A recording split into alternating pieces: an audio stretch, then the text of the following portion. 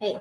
Hi, everyone. Welcome. I'm Sandy Moore. I'm the curator of exhibitions and programming and also currently interim director of the Art Gallery of Regina.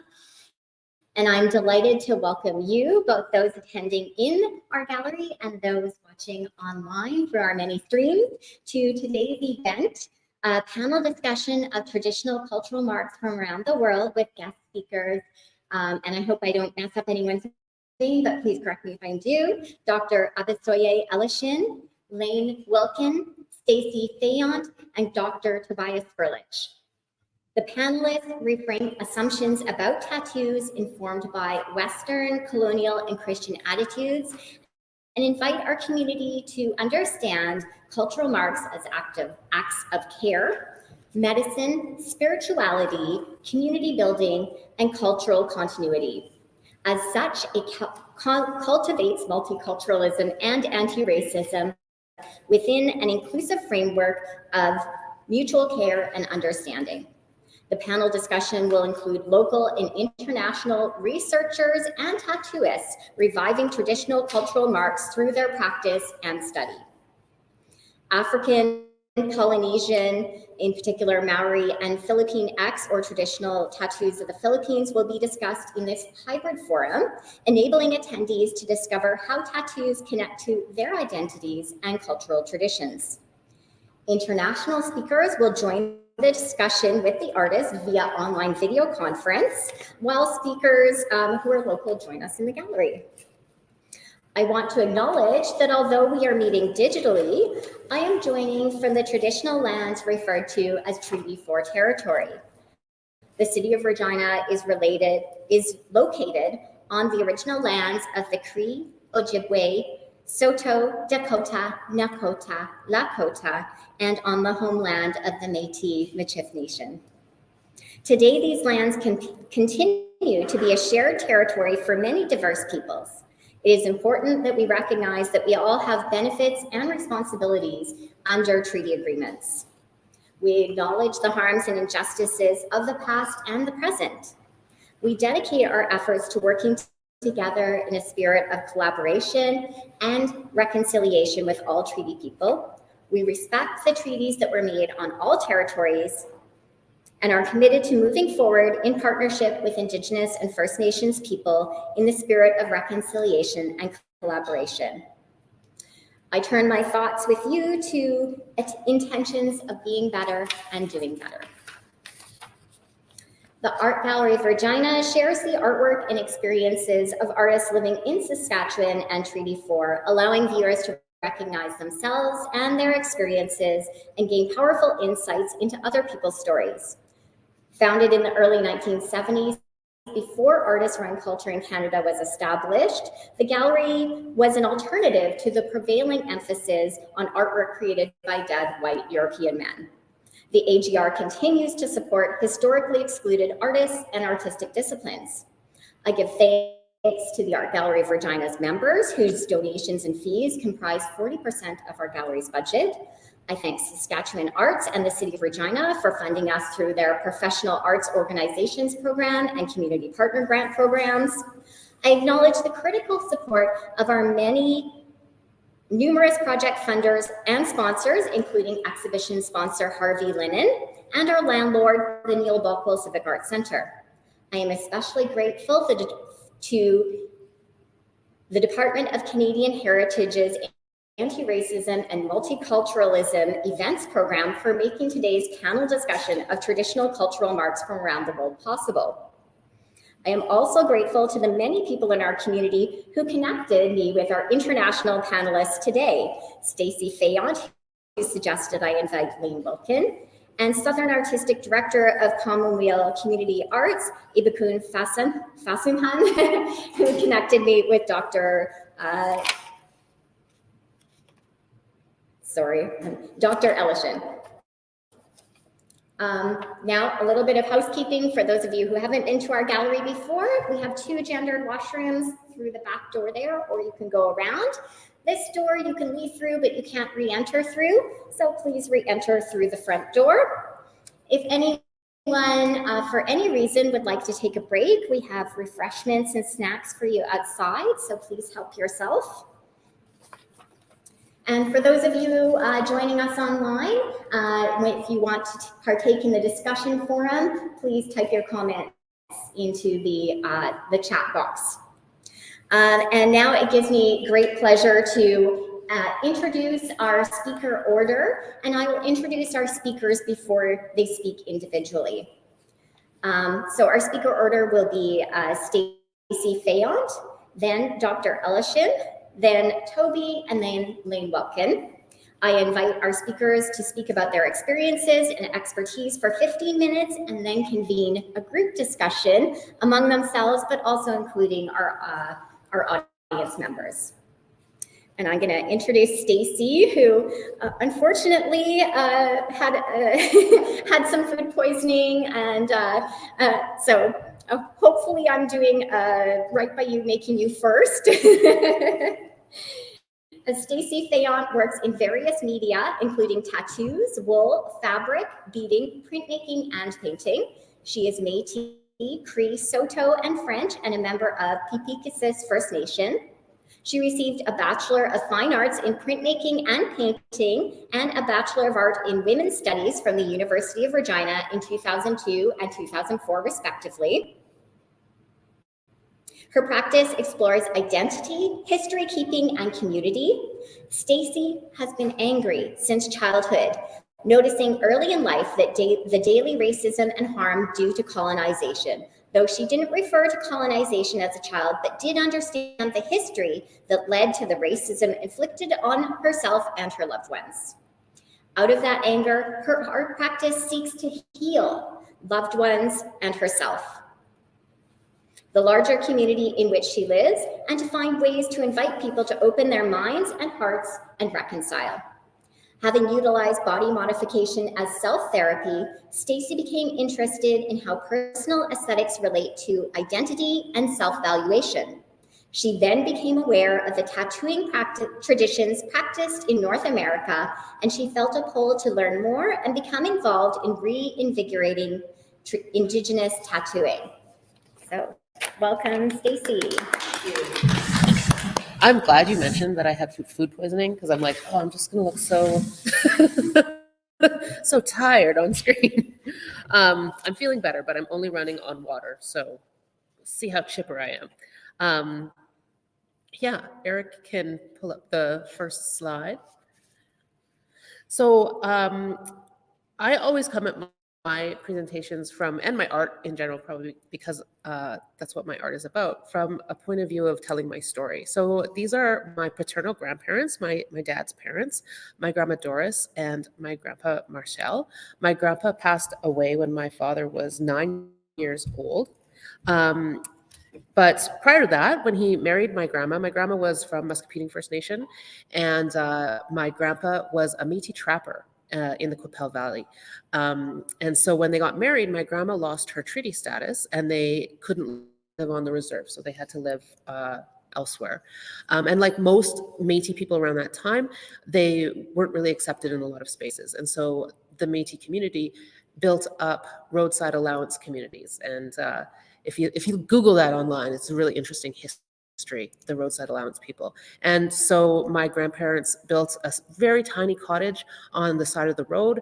The roadside allowance is that little strip of land between the road and the farmer's land. So it's basically squatting. But our cottage is still there. And it's wonderful to go back and see it. So that's kind of how my history starts, is that kind of outsider history of my grandparents. When my grandfather passed away, my grandma remarried my step-grandpa, Pat, and he was from Filipinx First Nation. So when I applied for my treaty status, the government put me on Filipinx. I assume they put me on Muscogee because that's where my actual blood family is from. But they put me on Filipinx. And I like to tell people that and start with that so that people gain an understanding of where Indigenous people are coming from in terms of our identity. That it's not just, oh, she's Cree or she's Saulteaux. It's so varied and so complicated. which can be really wonderful in terms of community. But then as well, it's also put upon us by the Canadian government, which makes us feel like we don't know what's going on. Yeah, so next slide, Eric. This is a picture of the first hand poke tattoo I ever received. And it was given to me by a non-Indigenous girl that I met who just happened to do hand poke. And when I had learned about our tattooing traditions, I asked her to do it just so I could experience that type of tattoo. So I didn't know about my culture's tattooing traditions for most of my life, and my father didn't know about them either. And I think that's the experience of a lot of people in this part of Turtle Island, that they didn't know that we had any tattooing traditions. My dad didn't like tattoos. When I before this one, I had a small tattoo when I was 18 in a shop, and I like to say it was one of the 2 times that he got mad at me.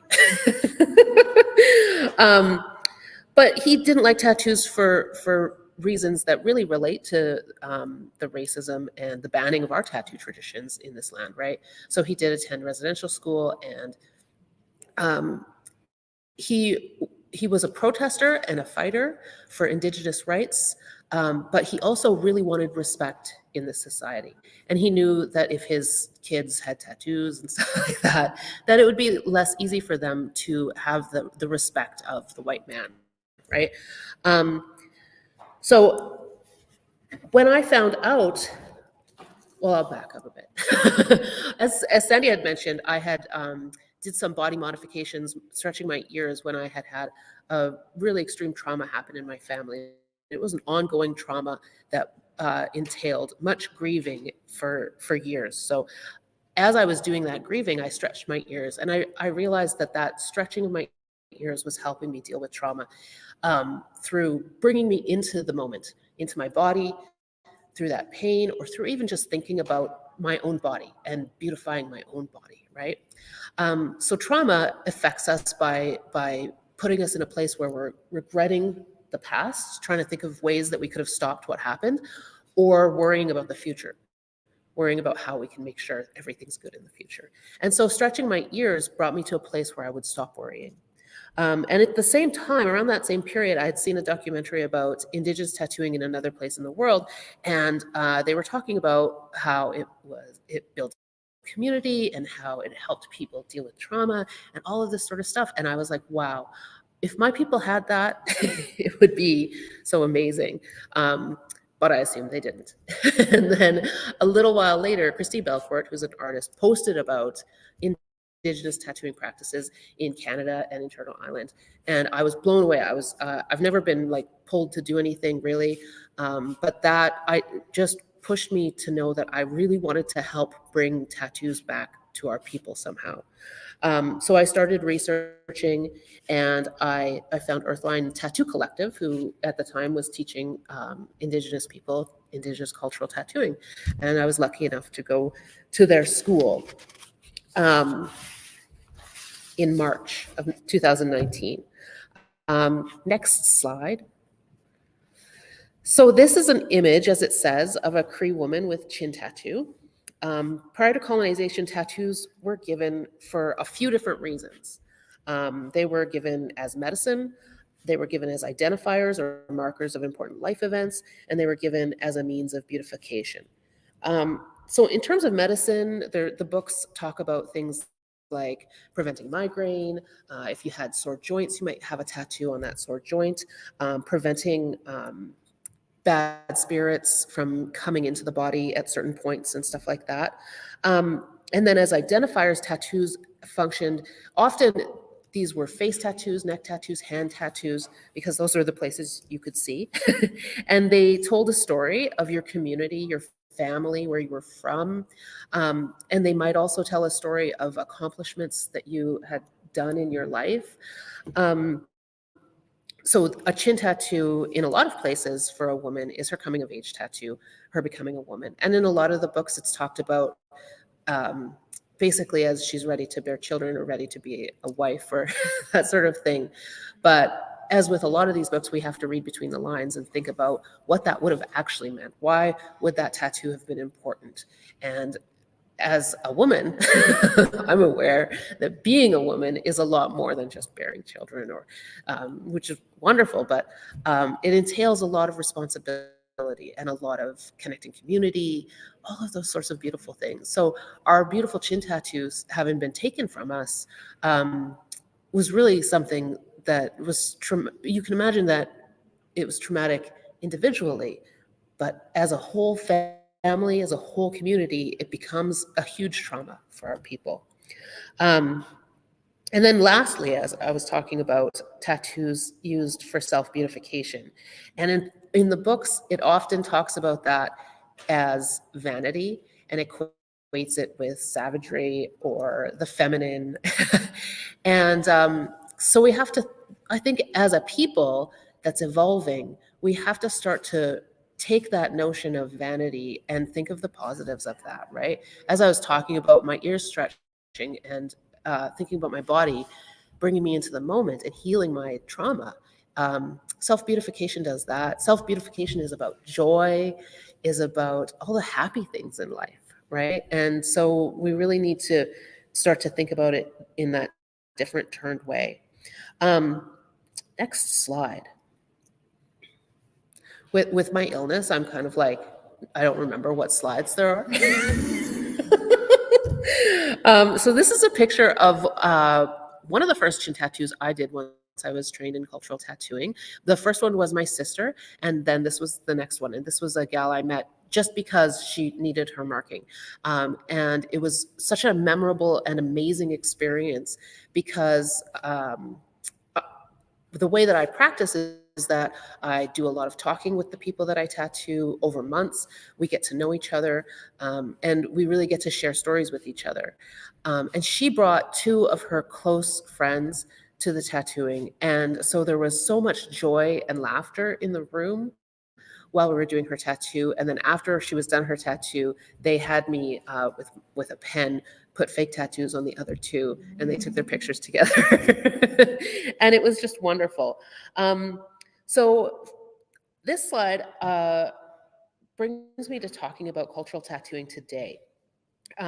Sometimes our instinct is to just seek out the past, especially as Indigenous people. I find, myself included, I want to know what it was like prior to colonization. And it kind of seems like that would have been, it would be great to wipe out colonization. But that's not reality, right? And we're a different people. So our tattoos have to evolve and have to be something that represents us today.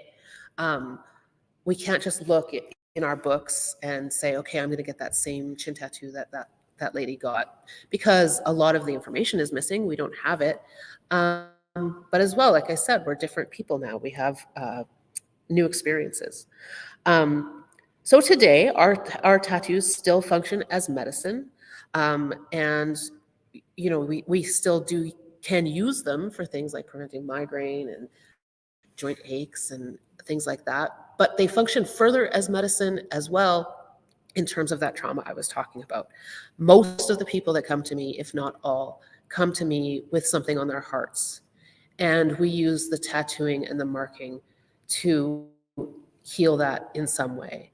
So when I talk to people about that, I talk about that pain of the tattoo or the experience of the tattoo, bringing them to a healed position for that moment.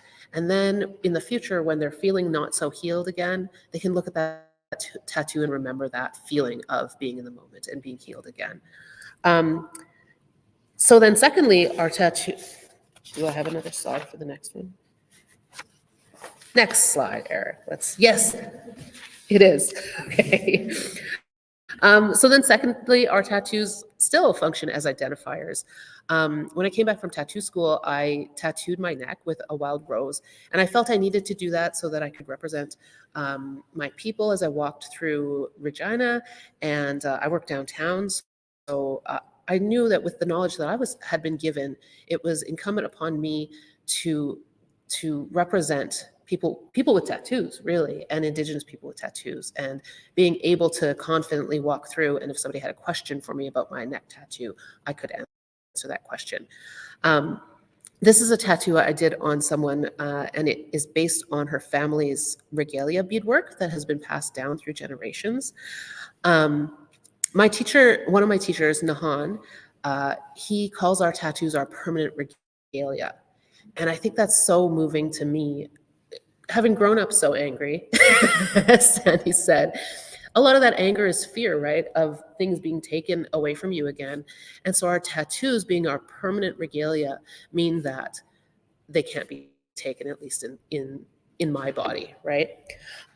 So this tattoo is a great example of a tattoo that identifies her as belonging to a specific family, with that specific beadwork.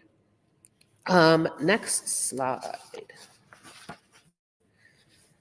Decoration. This is my cousin Garrick's arm.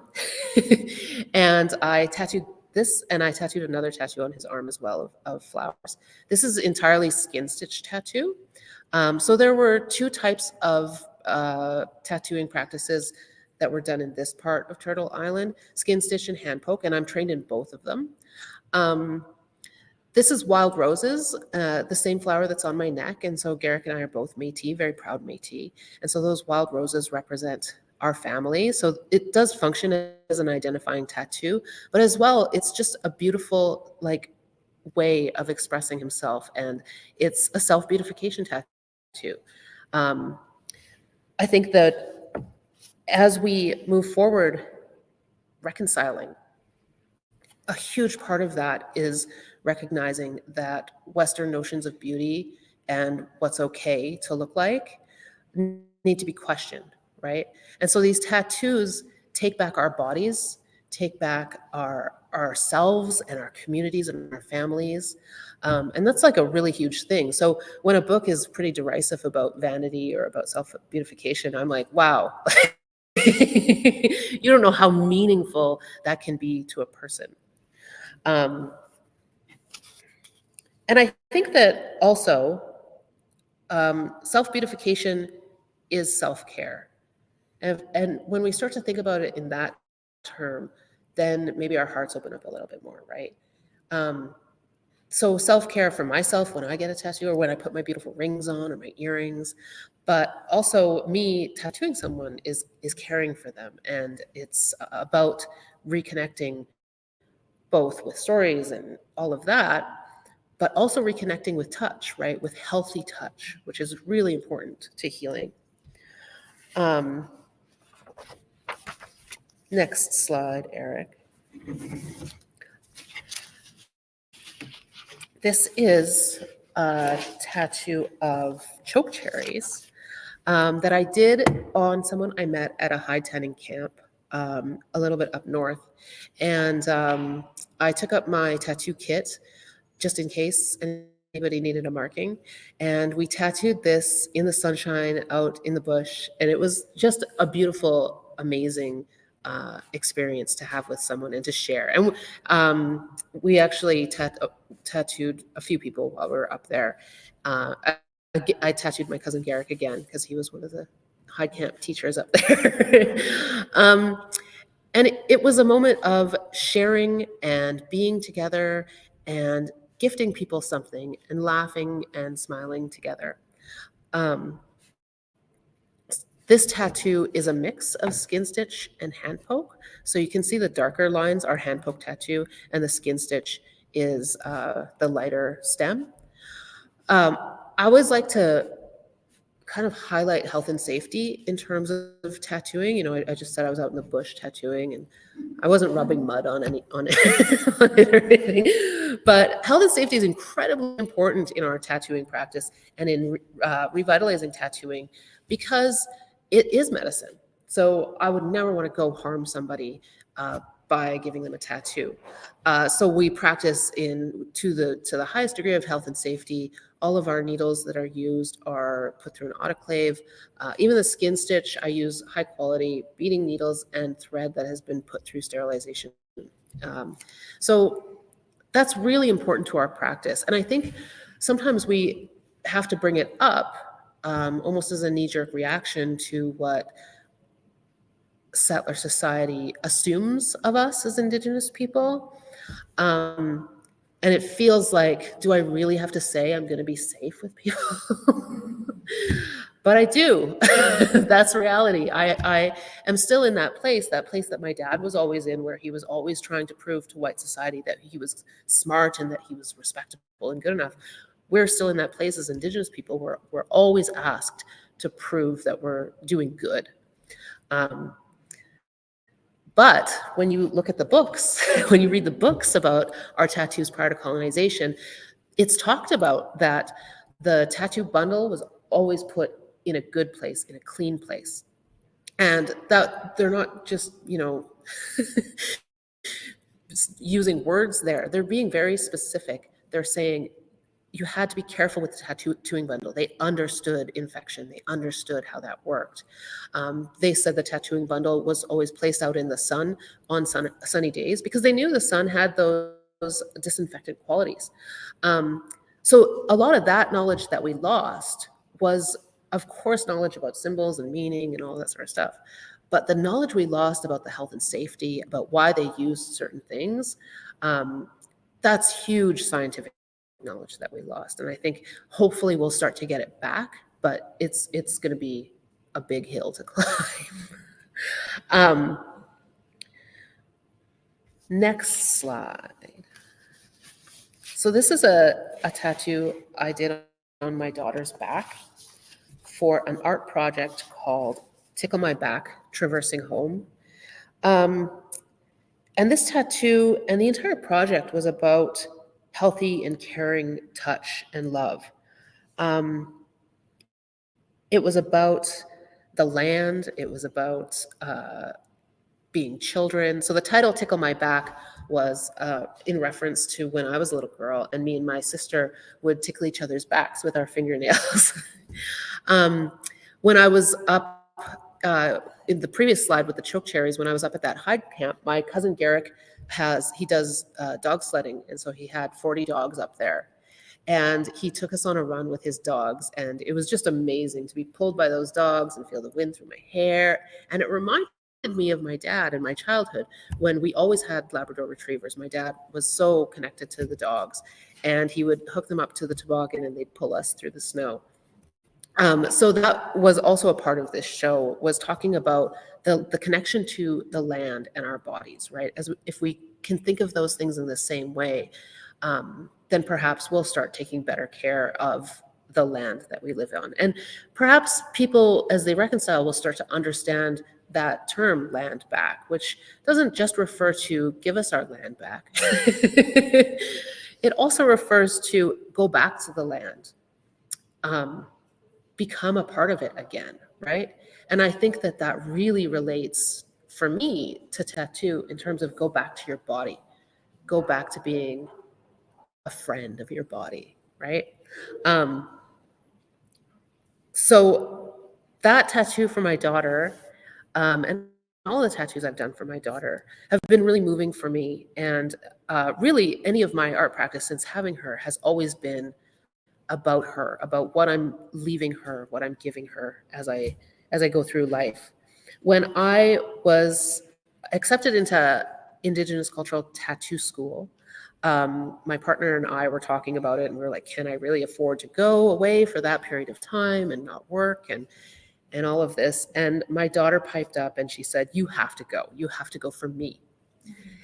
And so really that's what I do all of this for. And that's what I think a lot of Indigenous people are doing it for. You know, we talk about 7 generations in the future and 7 generations in the past.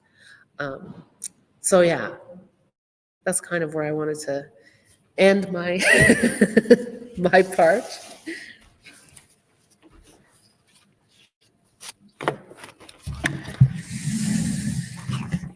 Oh, wow. Thank you, Stacy.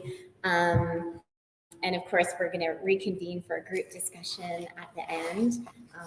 But as always, I'm always so impressed by how deeply you've thought about things, how beautifully, kindly, and articulately you express all of these things. So thank you. And I would like to invite one of our online guests, Dr. Abisoye Elishin, who is a research fellow at the Institute of African and Diaspora Studies at the University of Lagos, Nigeria. His area of study is African language and culture. He is engaged in research on Yoruba language and culture, as well as other African indigenous languages. He has been involved in African indigenous knowledge production research communities in countries like Benin Republic, Togo, Ghana, Liberia, Kenya, and Burkina Faso. Dr. Elishin is a fellow of the Beirut Academy of Advanced African Studies, University of Beirut, Germany, fellow of the, I'm not sure if I'm going to get this right, Moi University African Cluster Center. He has presented research reports in several national and international fora, and he has some publications to his name. So I welcome Dr. Elishin. Thank you very much. I hope I'm audible enough. Just, Eric, should I turn this down a tiny bit? Yes. You'll do it there, okay. All right. Okay, so thank you very much.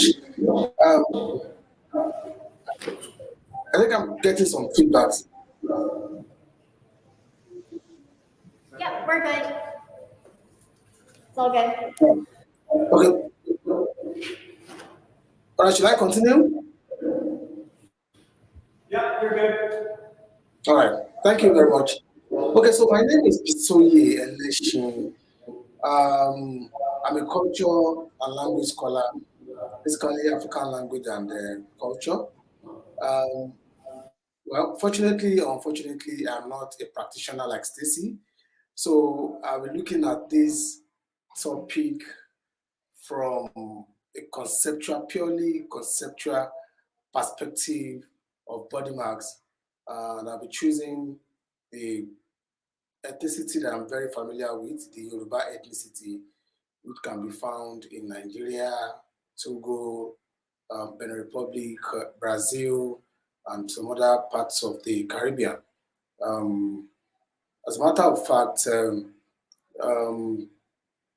Yoruba ethnicity is one of the biggest in Africa.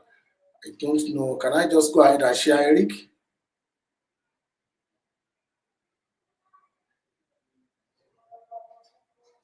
Okay. All right. Okay. So thank you very much.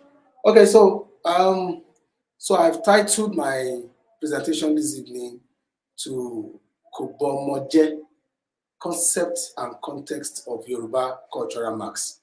Kobomoje, Concept and Context of Yoruba Cultural Marks. I'm doing some descriptions, some explanations about these cultural marks among the Yoruba people. I just need you to give me some patience. I hope I'll be able to carry everybody along. So in the next 15 minutes, I'll be doing just that. Eric, next slide, please. All right, so body marks among the Yoruba people is not a new thing.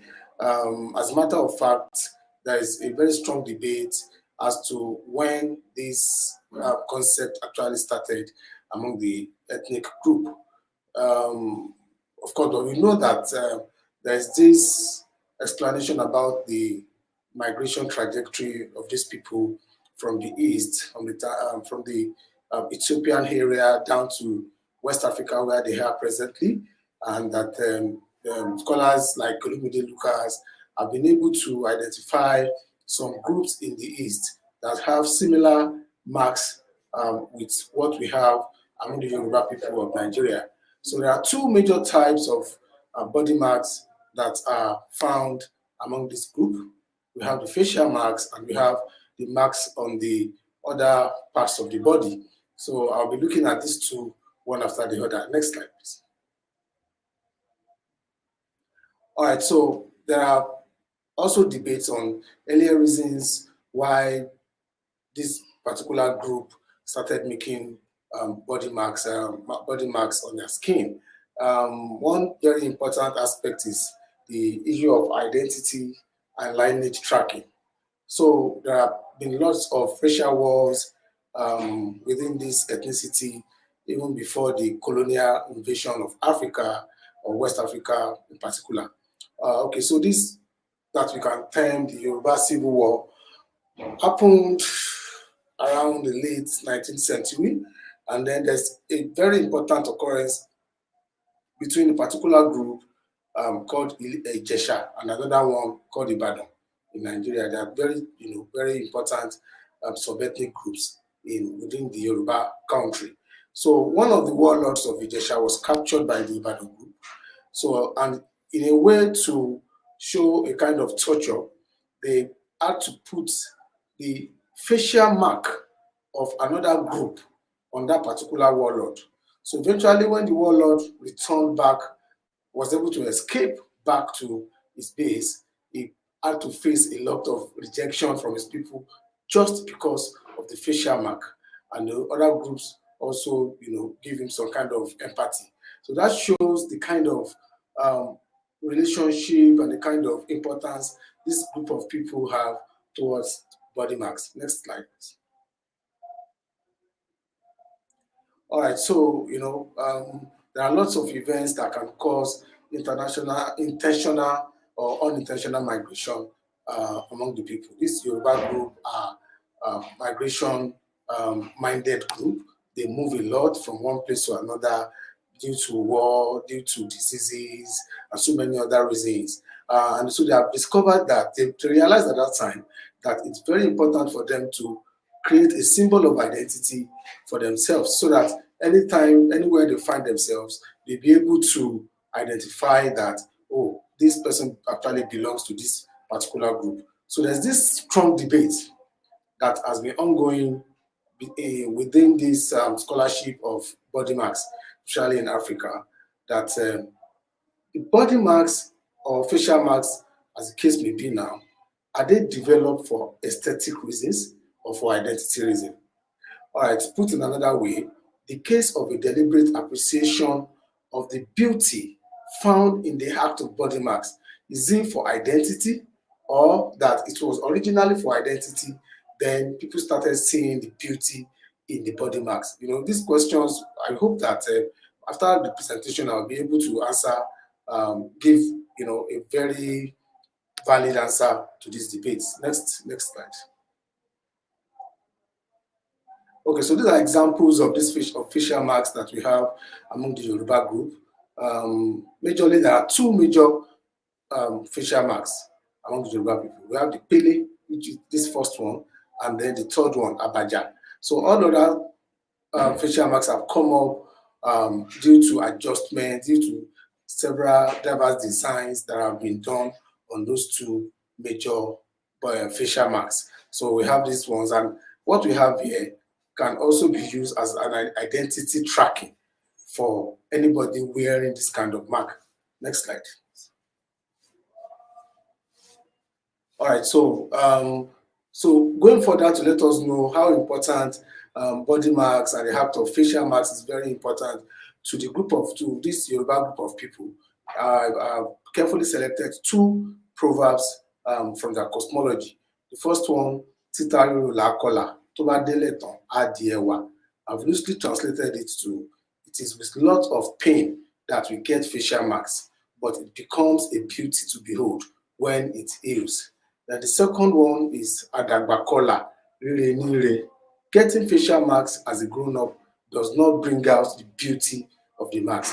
So looking at this image, the image we can see here, you see this child crying and blood dripping down the face of the child. This shows the kind of pain this child is going through. However, no parent will be happy to see their child crying and losing blood like this if the reason why they are doing this for the child is not very, very important. And then if you look at the first example, the pain is worth the sacrifice, or let me say the sacrifice is worth the pain.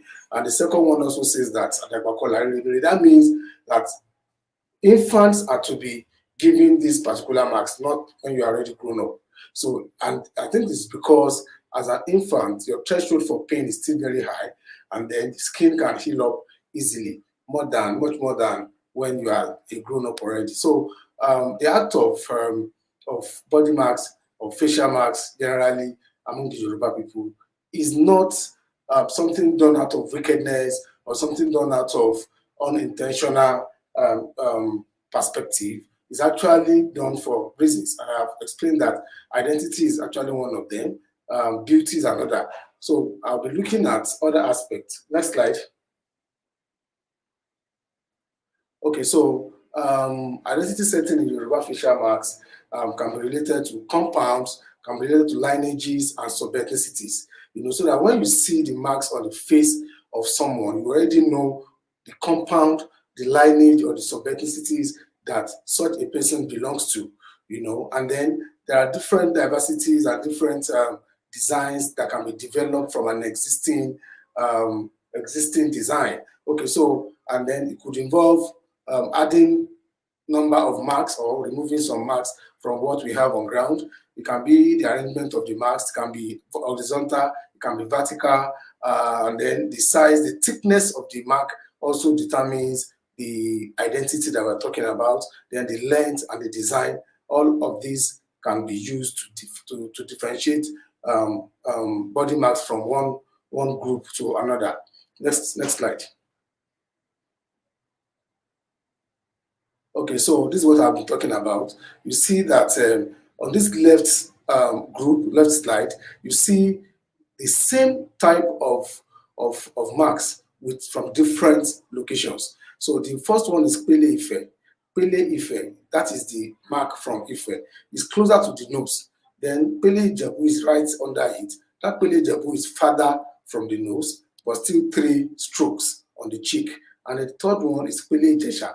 You see, that one is longer than the other 2. So these are examples of diversities and differences that could emanate from different sub-ethnicities. And on the right, you see also different designs. Look at they are all Abaja. See, Abaja Ekiti is different from Abaja Egba, and that one's also different from Abaja Oluwu. So all these have strong identity implication on whoever is wearing all these body marks. Next slide. Okay, so importantly, Yoruba people also use this for class structure. This picture here is the picture of the late emperor of the Great Oyo Empire, the Alaafin of Oyo, who died about 2 years ago. He was a great emperor. You can see the mark on his face, and it shows that anybody coming from this particular his compound or his lineage will definitely wear this kind of body mark or facial mark. However, we have seen cases where we have some kind of adjustment to this particular design of facial mark. And the reason why we have that is also because of identity. So there was a time when the emperor's son had to marry the daughter of another very powerful chief in the empire. So that powerful chief also had his own type of design, facial design. So when they got married and they gave birth to a child, that child was given 2 different types of facial marks. One derived from the emperor's lineage, and the left cheek from the Basharu's lineage, which shows that this person actually belongs to these 2 groups. It's a strong identity reference, to that kind of a child. Next slide, please. All right, so apart from that facial marks, we have other marks on the body.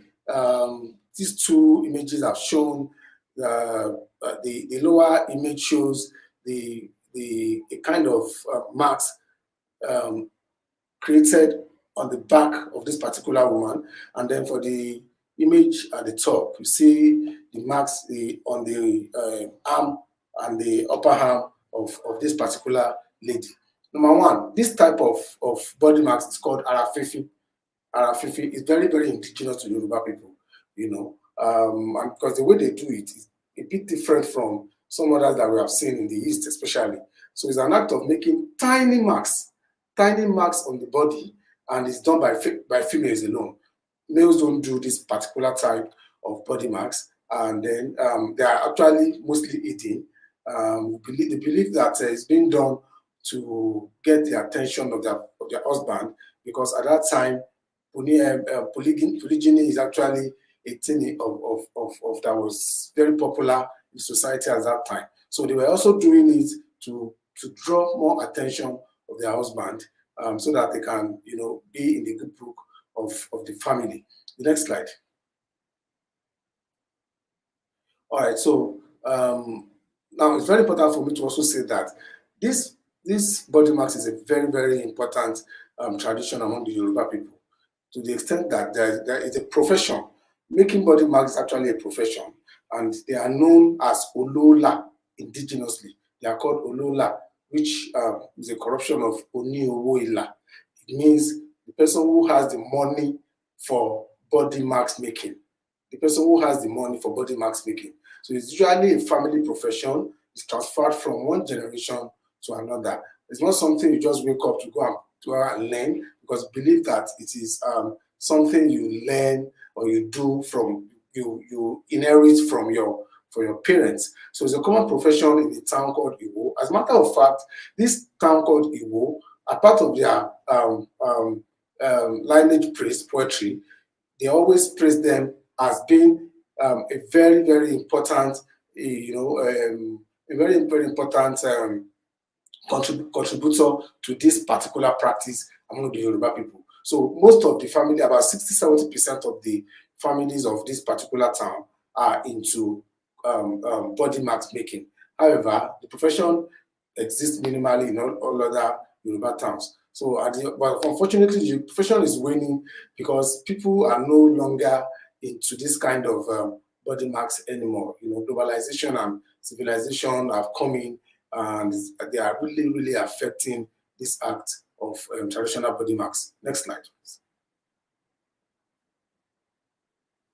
Okay, so these are examples of instruments used to, to make body marks on children. Please note that these particular body marks that we're talking about are being done on infants, when they are still not very, very susceptible to pain. Next slide.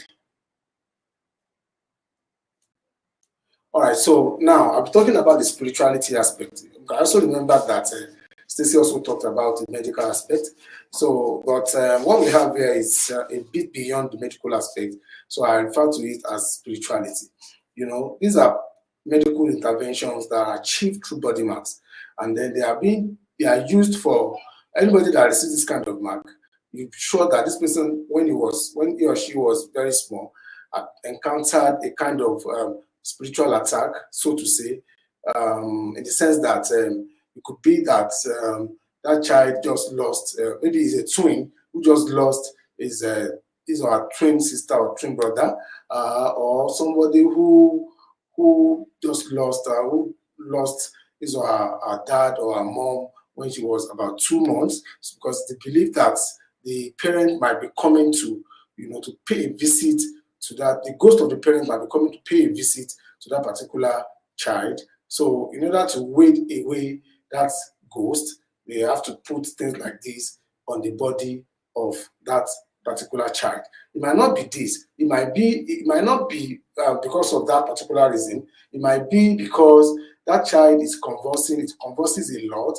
Maybe it could be convulsing and be acting as if the child is going to die or something, and then they will now take this child to some people who are specialists in that area. They put the mark on the body, on different parts of the body of the particular child, and they believe that things like this will stop. Next slide.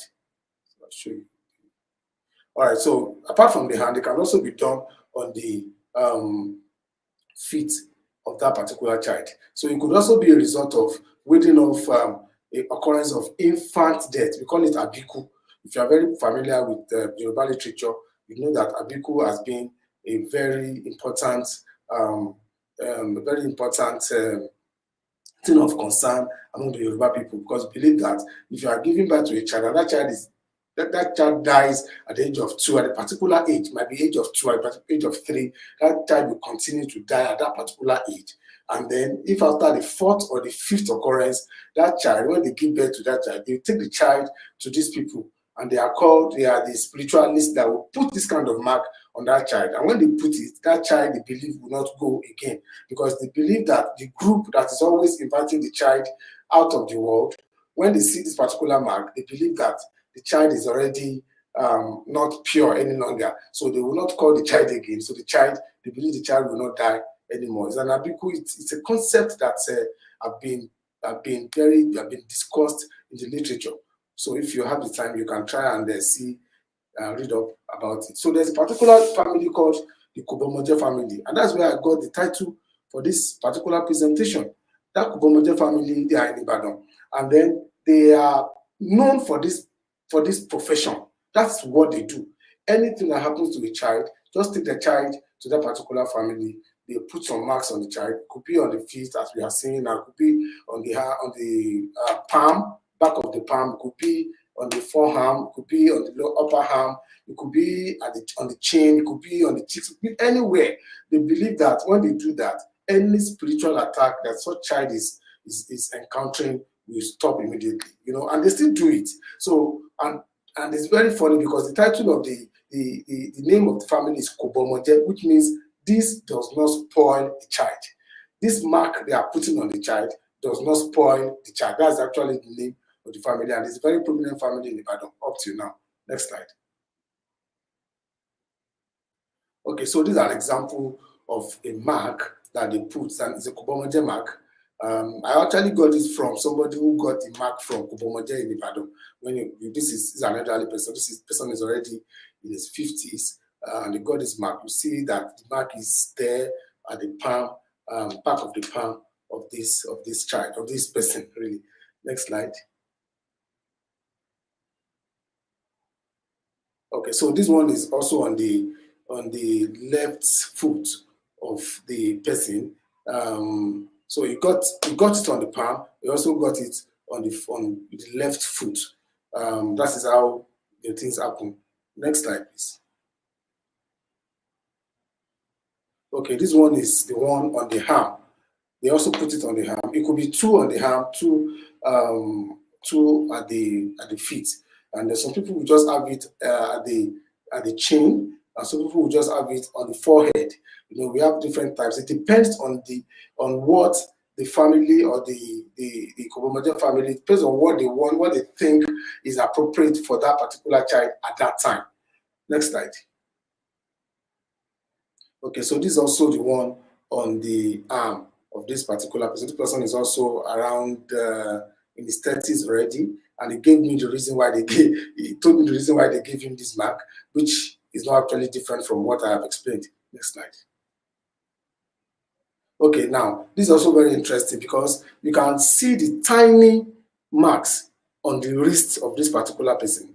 The tiny marks on the wrist is also part of what can be used to wade away this spiritual being that they believe is disturbing that particular child. So they put it on the wrist. They can also put it on the ankle of that particular child. So you see that this mark is going off already, but it's still there. So they do it round. Traditionally we call it bere. It's a spiritual intervention, much more than medical intervention. It's spiritual intervention. They believe that as they're doing it, they are putting the mark. They are putting this kind of concussion into the blood vessel of that particular child, but the marks do not go away easily. Next slide. Okay, so however, there are evolving trends. Things are changing. For instance, there's very serious poor response to this act of cultural marks among the people. Traditional body markers are disappearing, as I said earlier. There are various legislative projections against this act. For instance, some senators are already coming up to say that this act should be banned. And then unfortunately, people are now making use of a lot of cosmetics to try to reduce the marks that they got when they were still small. You can see the picture above here. You see that the mark is still very small, but it's kind of disappearing. The image down here, you can also see the mark, a small mark on the chest of this particular child. And this particular man, and this mark is also disappearing little by little. So new trends of body marks is what you know now as conventional tattoo. It's now the in thing. However, it's not very popular among the Yoruba people because it's not something you can wear and show everywhere. You don't see a lot of people wearing tattoos everywhere. There's this initial reaction. If you see anybody wearing tattoos among the Yoruba people, there's this initial reaction that, oh, why are you wearing tattoos? What kind of person are you that you're wearing tattoos? I think it speaks to morality among the people already. So it's not a very common practice at this point in time among the people. However, when you go to the hinterland, you still see a lot of people wearing face masks, wearing body masks, lots of them everywhere. But in the urban centers, in the big cities, you hardly see people putting on these facial masks, putting on these body masks any longer. Any child that is very sick will be taken to the hospitals. It's only about let's say 15 to 20% of families that still feel that they can take their children to the Koboboje family. Yeah, next slide. I think that's the last slide. All right, so body marks has always been an integral part of the Yoruba existence, and I've highlighted the reasons why they engage in that particular practice: identity, beauty and aesthetics, spirituality and medical reasons. And then I know that very well that my great grandmother had her name on her forearm. It was a mark. Had her name on her forearm till she died in 1995. I remember very, very well she had her name. And then this particular tattoo is a tattoo from one of my students who said that she lost a very dear cousin on the 24th of May 2020. So it was a tattoo that she made on her chest to show a kind of a sympathy and empathy for the cousin that she lost. So this conversation has been able to provide justification for body marks among the Yoruba people. Thank you very much.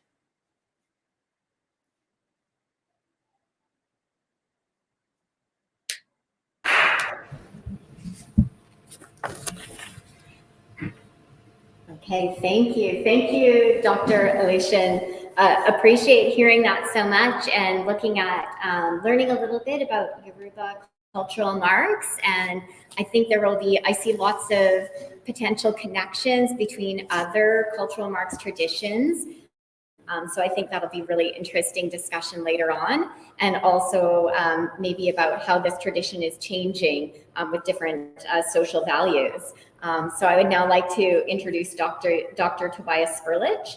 Toby Sperlich is a cultural anthropologist whose work has taken him to many of the islands of the South and Central Pacific.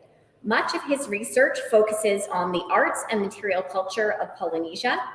He is particularly interested in what happens to the meaning of objects, images, and other information as they move from indigenous Polynesian epistemologies to Western ways of knowing.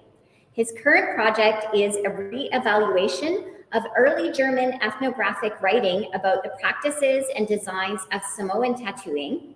In this work, he explores the writing of 3 German authors who, around the same year, 1900, created the earliest comprehensive publications about Samoan tattooing. He queries their motivations and qualifications and analyzes how their writing portrays, interprets, and values this important and ancient Samoan cultural practice. Part of his work also traces the impact this early writing has had on how Samoan tattooing has both been seen throughout the 20th century and into contemporary times, both internationally and in Samoa. Toby is originally from Germany. He received his university education in the United Kingdom, where he obtained a PhD from the University of Oxford. Since 2005, he has lived in Regina, where he is now an associate professor of anthropology at the University of Regina. Welcome, Toby. Back to you. Good afternoon, everyone, and thank you very much, Sandy, for this kind introduction. It's a real pleasure to be here and to participate in this panel among these amazing artists and scholars. Before I start speaking about Polynesia, however, I must acknowledge that we are all gathered here together virtually and in person on Treaty 4 lands, which form part of the large swath of the undulating grasslands that extend east from Mistastakau, the backbone of the world, and are the territory of the Nehiyawak, the Anishinaabeg, the Dakota, Lakota, and Nakota, and the homeland of the Métis and Michif Nation. Like all settlers, I'm a beneficiary of treaty and recognize my duties in upholding our treaty obligations. I commit to our responsibilities to uncover, to hear, to understand, to speak the truth, and to do this hard work required to approach conciliation. Next slide. Oh, I thought we already had a slide up.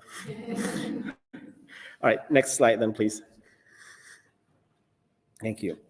Among my research partners in the South Pacific, it is customary and polite when meeting people to provide reference points about one's own kin group as well as one's own homelands. I'm the son of Agnes Niemann, herself the daughter of Luise Fischer and Franz Niemann of Loewijk in Westphalia, and of Klaus Sperlich, the son of Walter Sperlich and Grete Siebeneichler of Breslau in Silesia. I myself was born and grew up in the medieval townscapes of eastern Bavaria with its walls, turrets, and bridges, and the rolling lands between the mountains of the Alps to the south and the wooded peaks of the Bavarian and Bohemian forests to the north, centered by the river Danube and its tributaries. It is a place steeped in history, culture, and tradition, while being the economic and technological powerhouse of Germany. Both bucolic and urban, remote and highly connected, it is at once the most non-typically German part of Germany and the country's most recognized region around the world. Next slide, please. Returning to Polynesia. Polynesian tattoo is a rich and ancient art form, deeply embedded in the cultural tapestry of the Polynesian Islands, a vast region of the Pacific Ocean that forms the shape of roughly a triangle with Hawaii in the north, Aotearoa, New Zealand in the south, and Rapa Nui or Easter Island to the east. The practice of tattooing holds immense cultural and spiritual significance for Polynesian people today and did so in the past. It serves as a visual language that communicates a person's identity, their social status, and their life history. The origins of Polynesian tattooing can be traced back thousands of years. We have archaeological evidence that documents that the original populations that settled this island world, the Lapita people, already practiced tattooing more than 2,000 years ago. Europeans practiced tattooing as well, of course, and some of the earliest documented tattoos are in fact from Europe.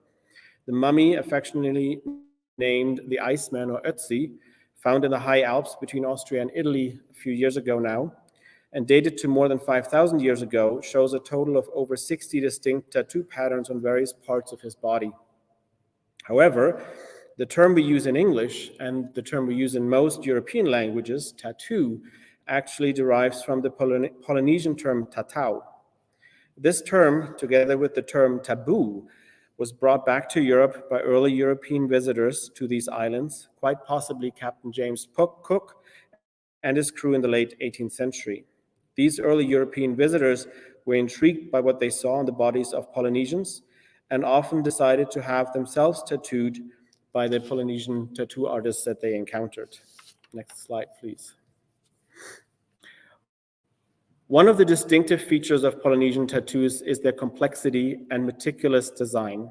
Polynesian tattoos are not just random patterns. Each element, line, and shape holds significance. These designs are often deeply personal, reflecting an individual's genealogy, their social status, achievements, and even their connection to the natural world. The art of tattooing is passed down through generations, with skilled tattoo artists known as Tufunga Tatatau in Samoa or Tahunga Tamoko in Aotearoa, New Zealand, playing a crucial role in preserving and transmitting this cultural heritage. In Polynesian societies, tattooing is a rite of passage that marks important milestones in a person's life. The process itself is a sacred and ritualistic experience. Traditional tools such as bone combs or needles were and still sometimes are used to tap ink into the skin, a method that requires both precision and skill. The pain endured during the tattooing process is often seen as a test of one's resilience and commitment to one's cultural identity. In my quick overview presentation this afternoon, I would like to provide just a few aspects of tattooing, its value and relevance in two Polynesian cultural contexts, Samoa and Aotearoa, New Zealand. If there's interest, I'm of course happy to speak to more and in more detail in the Q&A afterwards. Next slide. In Samoa, these are images from Samoa, there are two terms for tattooing based on whether it is a man or a woman who is tattooed. If it's a man, it's called pe'a. If it's a woman, it's called malu. This is a pe'a, this is the male tattoo. In fact, what you're looking at are images from Karl Marquardt, who's one of the earliest writers, the ones that I'm studying right now. So he has a number of drawings in his book. And this is a couple I'm showing you. I'm specifically trying not to show you photos of real life living people right now, because they may not feel so comfortable sharing their bodies with you here, or me for that matter. What you're looking at right now is a pe'a, a men's tattoo, which is the most extensive in the Samoan context. It extends from just above the waist, as you can see here. On the right is the frontal view. So it extends from just above the waist to the knee. And there's a lot of dark, as you can see. There's a lot of sort of just monochrome swaths of color, in such a way that early European visitors, when they saw Samoans, they thought they actually were wearing trousers, because it looks like, from a distance, it looks like you're wearing, I mean, it looks kind of like jeans, actually, or dark pants. As I said, this is from one of the first detailed descriptions of Samoan tattoo, and these are probably the first detailed drawings that we have of Samoan tattoo. What's interesting here is that this whole process would have taken, the tattooing itself would have taken multiple days of just tattooing, but of course that's extended over multiple weeks, very likely, to allow the person tattooed some time to heal, for their body to heal, to recover, to get through this. So this would have been a very, very long process. If you can just go back to the slide, sorry. And the one on the left, so that's the back side. The tattooing process of the pe'a always followed the same sequence. It would start with that top band on the back, and then the back would have been tattooed through the buttocks and onto the thighs. And then the person would have flipped, and you would have done the front. And the last design that would have been applied is the one that you see on the right slide, because that's the front in the middle by the navel. So there would have been that sort of very interesting geometric design would have been applied around the navel. As I've mentioned before, tattooing in Samoa and in Polynesia in general is definitely a rite of passage. It marks important moments in a person's life. Both men and women would have been tattooed at the onset of adulthood, whatever that would have meant specifically in that particular context. As many rites of passage, they establish you as a new social person when you go through these rites of passage. And so it's not, I think, and I'm not the only one thinking this, but it's not coincidental that the last piece that is applied to the male pe'a is the piece around the navel. So just like at birth, you have a metaphorical rebirth here, where you are reborn as an adult man, as a warrior, as a possible future chief and father. So it sort of closes the tattoo, just like, you know, cutting the umbilical cord finishes birth in some ways, or becoming a human. If you did not get tattooed in the past, and actually to this day, if you want to hold a chiefly title in Samoa, you need to be tattooed. Now, nobody's enforcing that. Nobody's, you know, making sure that you actually do have it, but you probably wouldn't be selected to be a chief and get a chiefly title if you did not have the tattoo. And if you didn't have a tattoo in the past, this isn't quite the same anymore. You would have been seen as a coward. You would have been shunned by potential romantic partners, because you're just not a real man, right? You're not a real person to do that. Interestingly, Karl Marquardt, who's writing about this and drawing these drawings, is quite intrigued by the indigenous aesthetics of this. And he's trying to, I think, very hard, trying to understand this from an indigenous Polynesian perspective, trying to understand that, and arguing that, you know, we as a early 20th century German might think that this is, you know, barbaric or savage or ugly or whatever else. But to a Samoan, this is beautiful and courageous and virtuous and really important.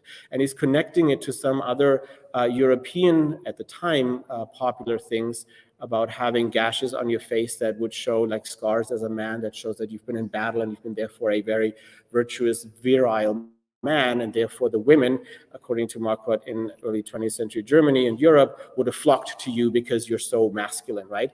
And so he says, well, isn't this just the same as what they're doing, right? We're doing these things as well. We're doing these things that others might think are quite, barbaric, because we have these scars on our faces, and yet we call this barbaric when it's basically the same thing, or it's very similar.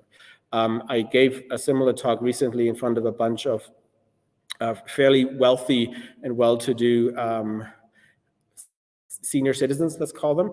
And I didn't say it there, but I will say it here because I didn't want to offend anybody in that context. But of course, a lot of them had Botox and other plastic surgery. And so again, I mean, this is something that Marquardt wouldn't have talked about. That was, it's over 100 years ago.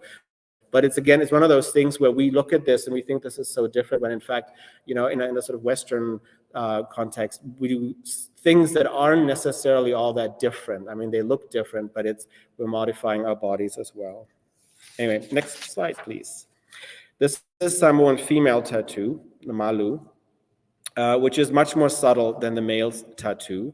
The malu covers the thighs to just below the knee, with delicate symbols and patterns. And as you can see in the drawings by Marquardt, there are also some designs at the lower abdomen, but from what we know, this was a fairly rare occurrence that women were tattooed at that part of their body.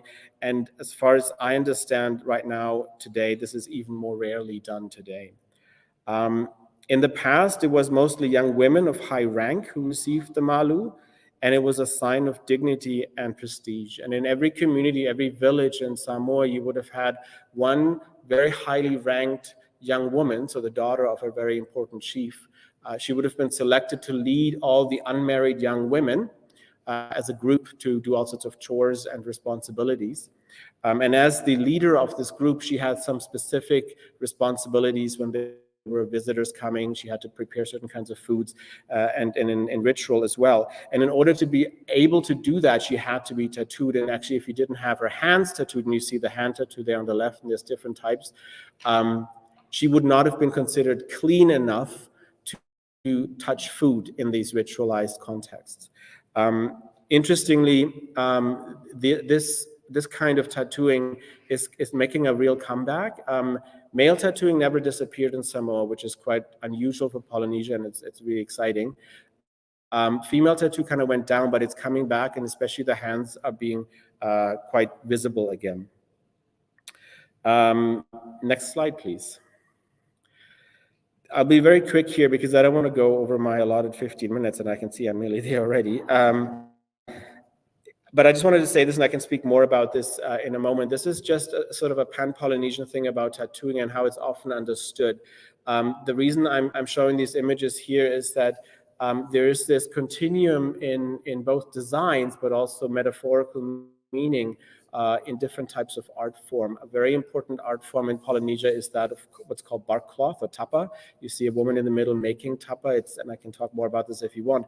But those textiles, tapa, that are being produced have certain kinds of designs imprinted upon them, and they're very similar to tattoo designs. And tapa is used for all sorts of very mundane utilitarian things, clothing mostly, but also for very ritual, very ceremonially important and charged things, to wrap things up, to cover things up. And so religious objects often were covered in tapa. And the image I have on the right of this war club from Samoa, you may just see that there's markings on it. And one could say, well, that's just to make it pretty and decorative, and it's nice. But in fact, they're very similar designs, again, that you see on tapa, on bark cloth, but also on tattoo.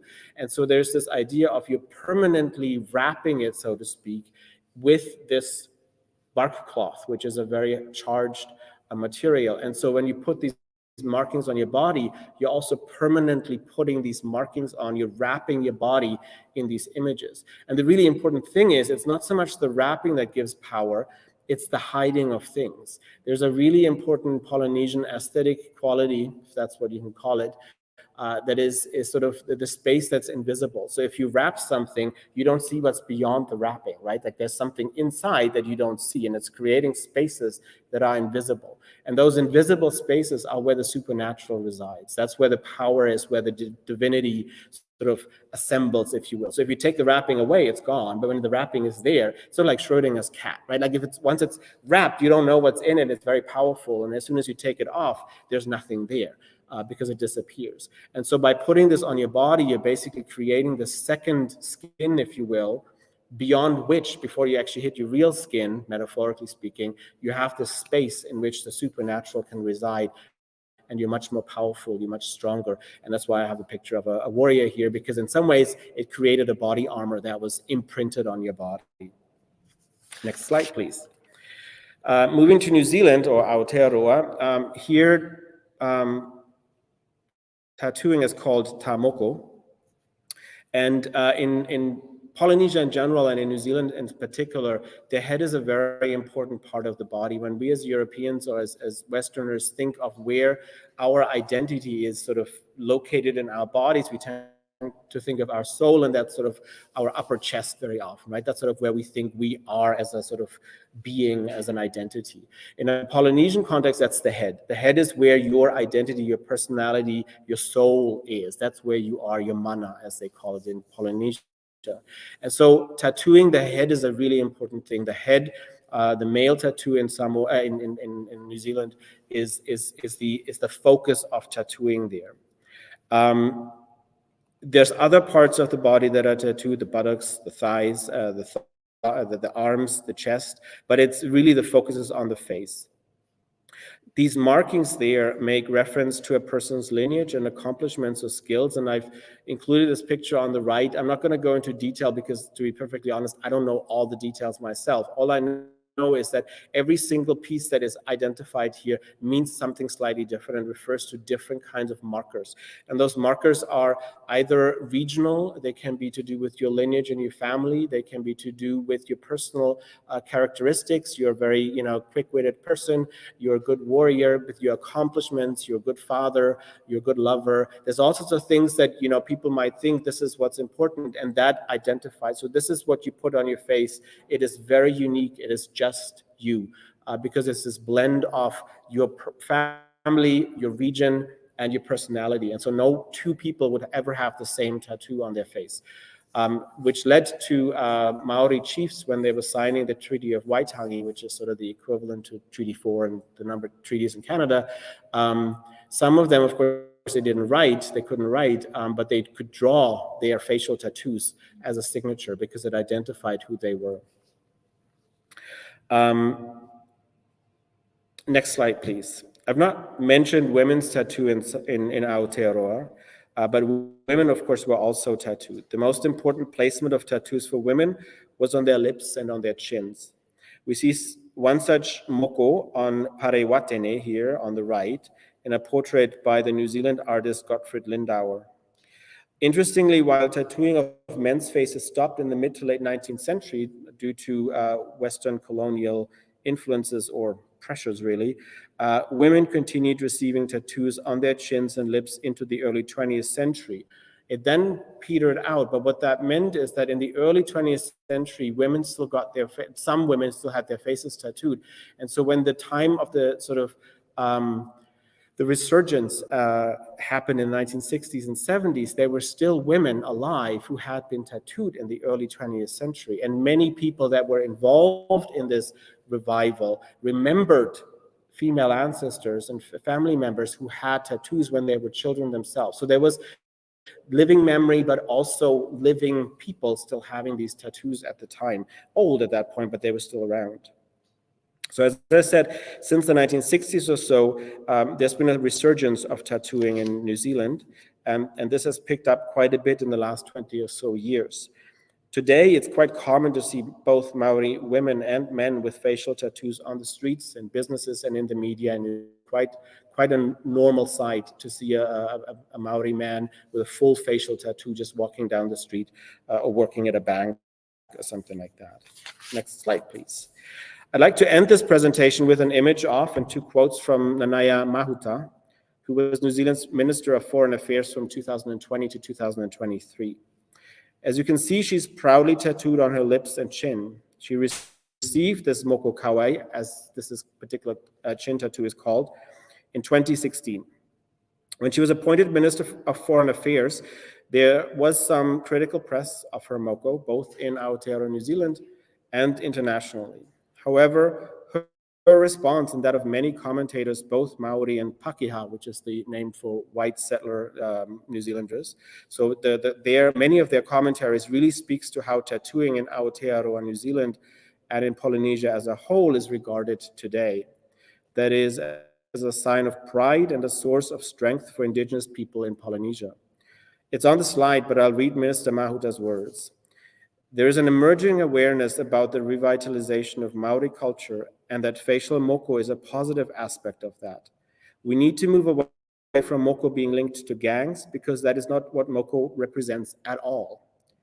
In an earlier interview, she had said, "For me, it's a recognition of my identity, the things that are important to me, where I come from, where I belong, that I'm from Aotearoa, New Zealand, in particular Waikato, Maniapoto, and Ngapuhi, which is her tribal and regional affiliations. And it's testament to the attributes that I carry from my ancestors, but also those that I pass on to my children." I think this is an apt way to end my presentation. Whakawhitai, kia ora, whawhitai. Thank you very much.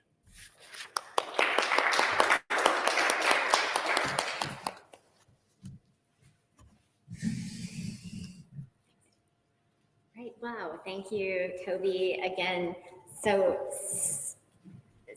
much information. What a fascinating presentation. And I'm sure I hope we get an opportunity to talk through the your research into these German researchers from the early 20th century and maybe how their way of representing traditional cultural marks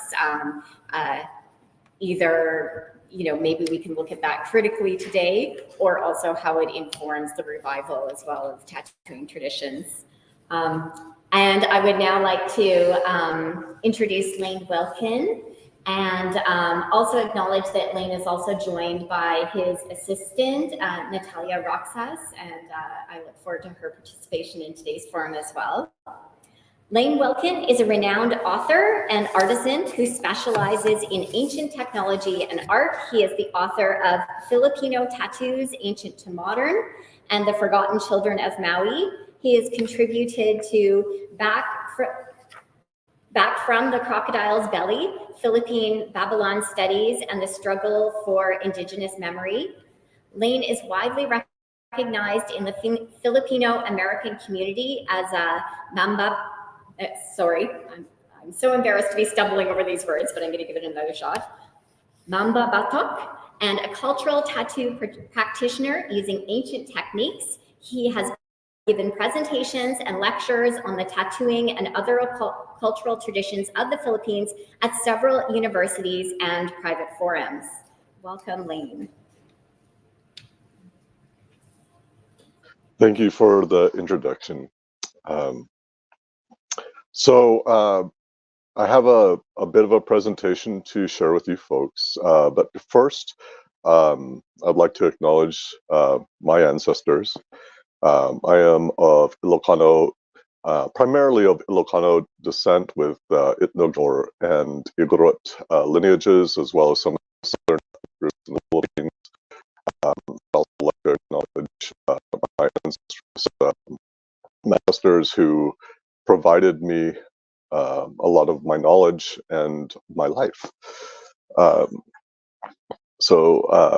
also want to state that I live on Nuovi land here in Nevada, and hope that what I share today helps all of us progress in the revitalization, the recovery of all of our Indigenous practices. And so with that, Eric, if we could start with the slides, please.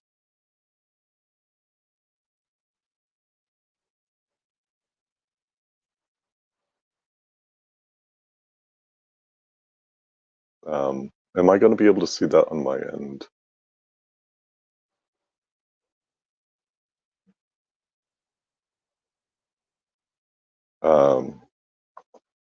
This might be a little bit difficult because I can't see what's up on the screen. If we can't do that, I guess I just need to. Oh, there we go. There we go. Okay. Thank you so much. And this is normally a presentation that takes over an hour to do. I originally did this presentation at University of Nevada, Las Vegas.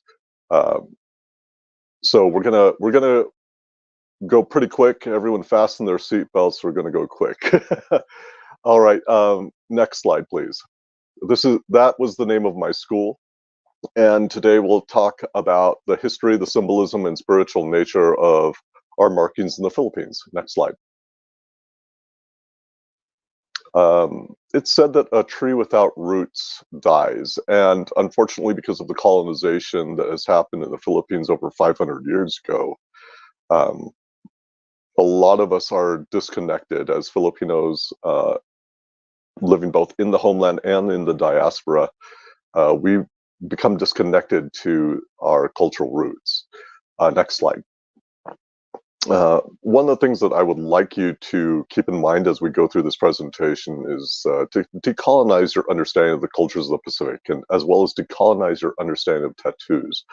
Often in the Pacific, we cubbyhole people into specific regions and create these contrived boundaries between different island groups. And all the peoples in the Pacific, including much of Southeast Asia, speak the form of Austronesian, which is the language family that we belong to. There is no border patrol. There's no sign saying now leaving Southeast Asia, entering Micronesia, or anything like that. The ocean was like a superhighway throughout the Pacific, and at one time there was a lot of inter-island travel, and you can see this by the diaspora in the Pacific of the haplogroups, for example, genetically. We're all related. Linguistically, we're all related. Our material culture is very similar. Our deities and our oral traditions are also very similar throughout the Pacific. And I also would like you to decolonize your understanding of tattoos. Try and keep an open mind as we go through the presentation. Next slide. Modern tattoos are in my opinion, are the evolutions of the appropriation of cultural skin marking traditions. Native people from the continent here, the Pacific and Asia, when Europeans encountered these skin markings, as was mentioned earlier, they became enamored with it, but stripped these traditions of their cultural context, their spirituality, and turned them into simple art. Now, I don't have anything against modern tattoos. I think it's a beautiful way of self-expression, but the context is different. The context from an indigenous standpoint is very different. Next slide. This is a quote from my friend, Sua Suluwape Aisea Toitu'u. He's a Tufunga Tatatau. And he states that tatau, or cultural tattooing, reminds us that we are not fully colonized. And so sometimes people view our skin marking as a form of resistance to colonization. Next slide.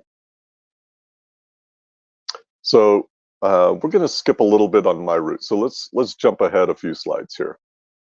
Those are my parents. That's me. Next. That's me in school as a little boy. And stop right there. Major transformation for me was when I was 19 years old, I moved to Hawaii. I felt something very familiar about the culture there. I couldn't quite put my finger on it. This is me when I was about 20 years old on Oahu.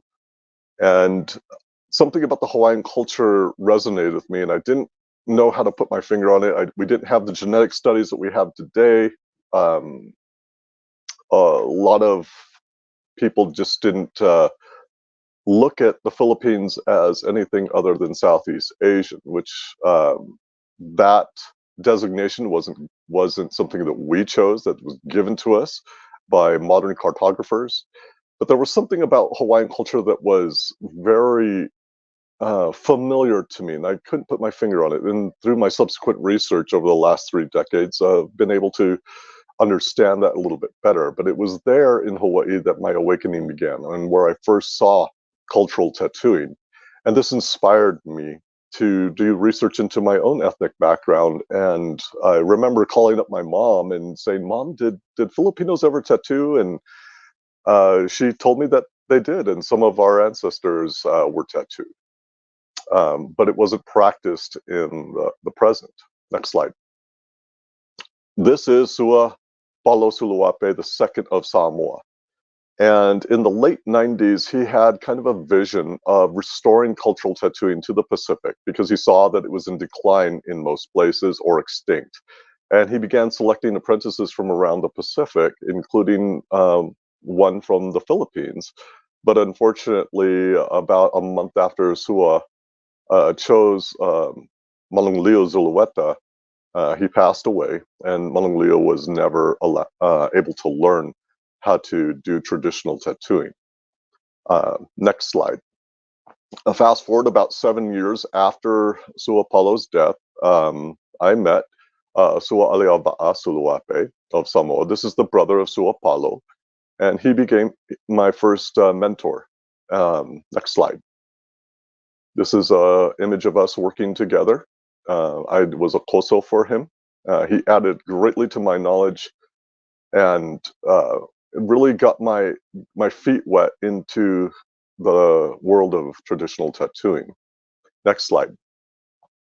This is Suluape Kione Nunez of Hawaii. He was one of the apprentices of Sua Palo in his efforts to restore cultural tattooing to the Pacific.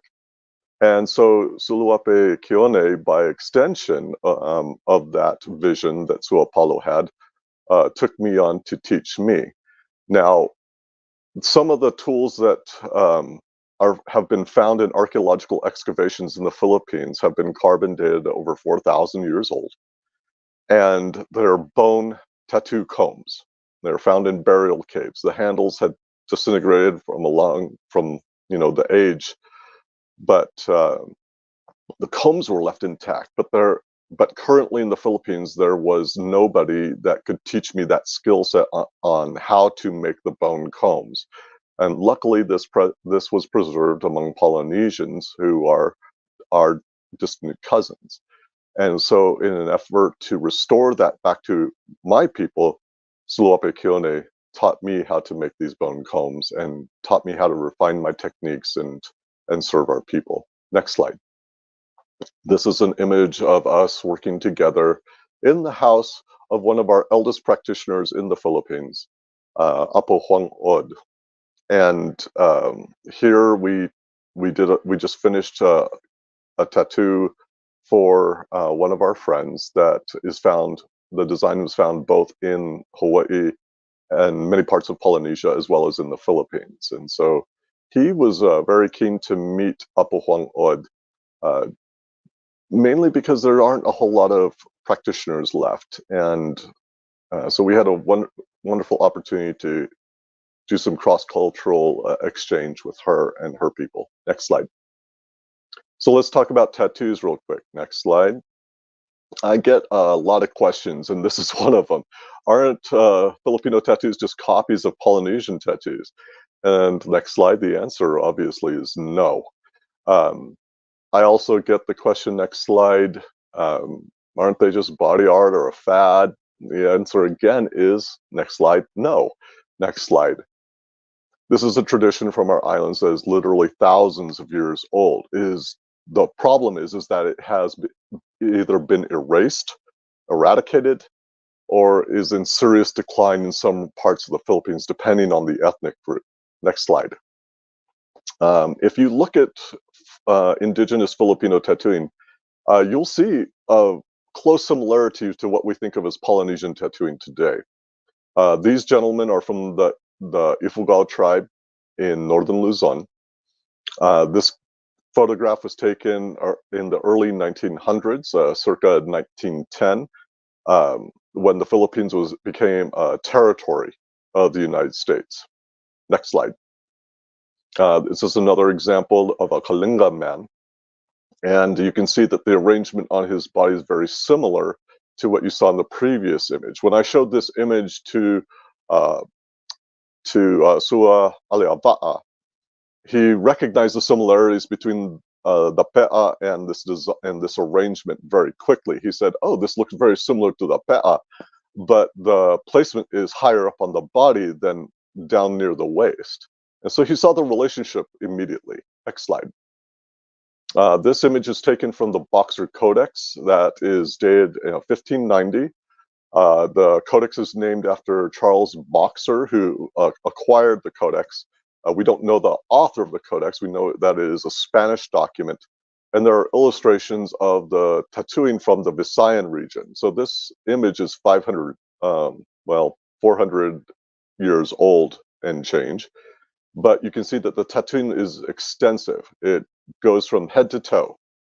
And you know, for the layperson who might not be familiar with the tattooing of the Philippines, they might misidentify this as potentially Polynesian. Next slide. This image on the left is of Apo Anno. We had permission to photograph him. He's a mummy in the Benguet region of the Philippines. They practice a form of mummification. And he is exquisitely tattooed from head to toe, again, with beautiful markings. And he's been estimated to be dated anywhere between 500 and 1,000 years old. Next slide. This is one of the original names that the Spaniards gave our islands. When they first came to our islands, they noticed that everyone was tattooed that they encountered. And so this name, one of the original names that they gave our islands, is Las Islas de los Pintados. And that translates in Spanish to the islands of the painted people, because everywhere they went, they saw tattooing. It was a very common practice, although today there are some peoples in the Philippines that still don't even believe that they were tattooed because it has been extinct for so long. Next slide. And this is images of some of the tattooing artifacts that have been recovered from the Philippines, and they've been carbon dated at nearly 4,000 years old. So the tattooing practice is at least that old. That's just what's been recovered from excavations. But it's likely that it may have even migrated with us when we left from what is now known as China or southern China, because some of the ethnic groups that exist still in China, southern China today, that have body markings have similar designs and patterns. So it might have migrated from the Asian continent with us when we left. Conservative estimates say 5,000 years ago. Next slide. So what's the difference between regular tattoos and indigenous tattoos, or batok? Batok has kind of become a catch-all term for tattooing in the Philippines, although we have different names for it. One of the names down south on the island of Mindanao is Pangatob Sagimkod, which translates as the illuminations of the soul. Other terms for it are patik or batek or patik, it's all cognates of batok. Another term for it is tatak, which is the cognate of tatau in Polynesia.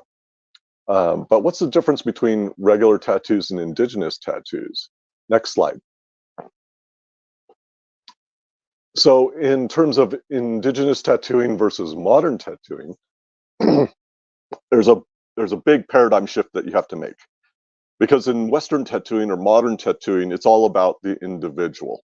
It's about you as a person, your individuality, your self-expression.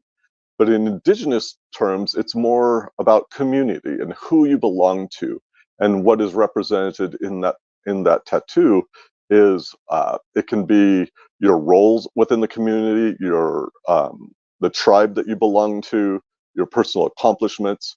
They also function as mnemonic devices for oral history, our cosmology, our spiritual belief systems. It is done to honor our deities or ancestors.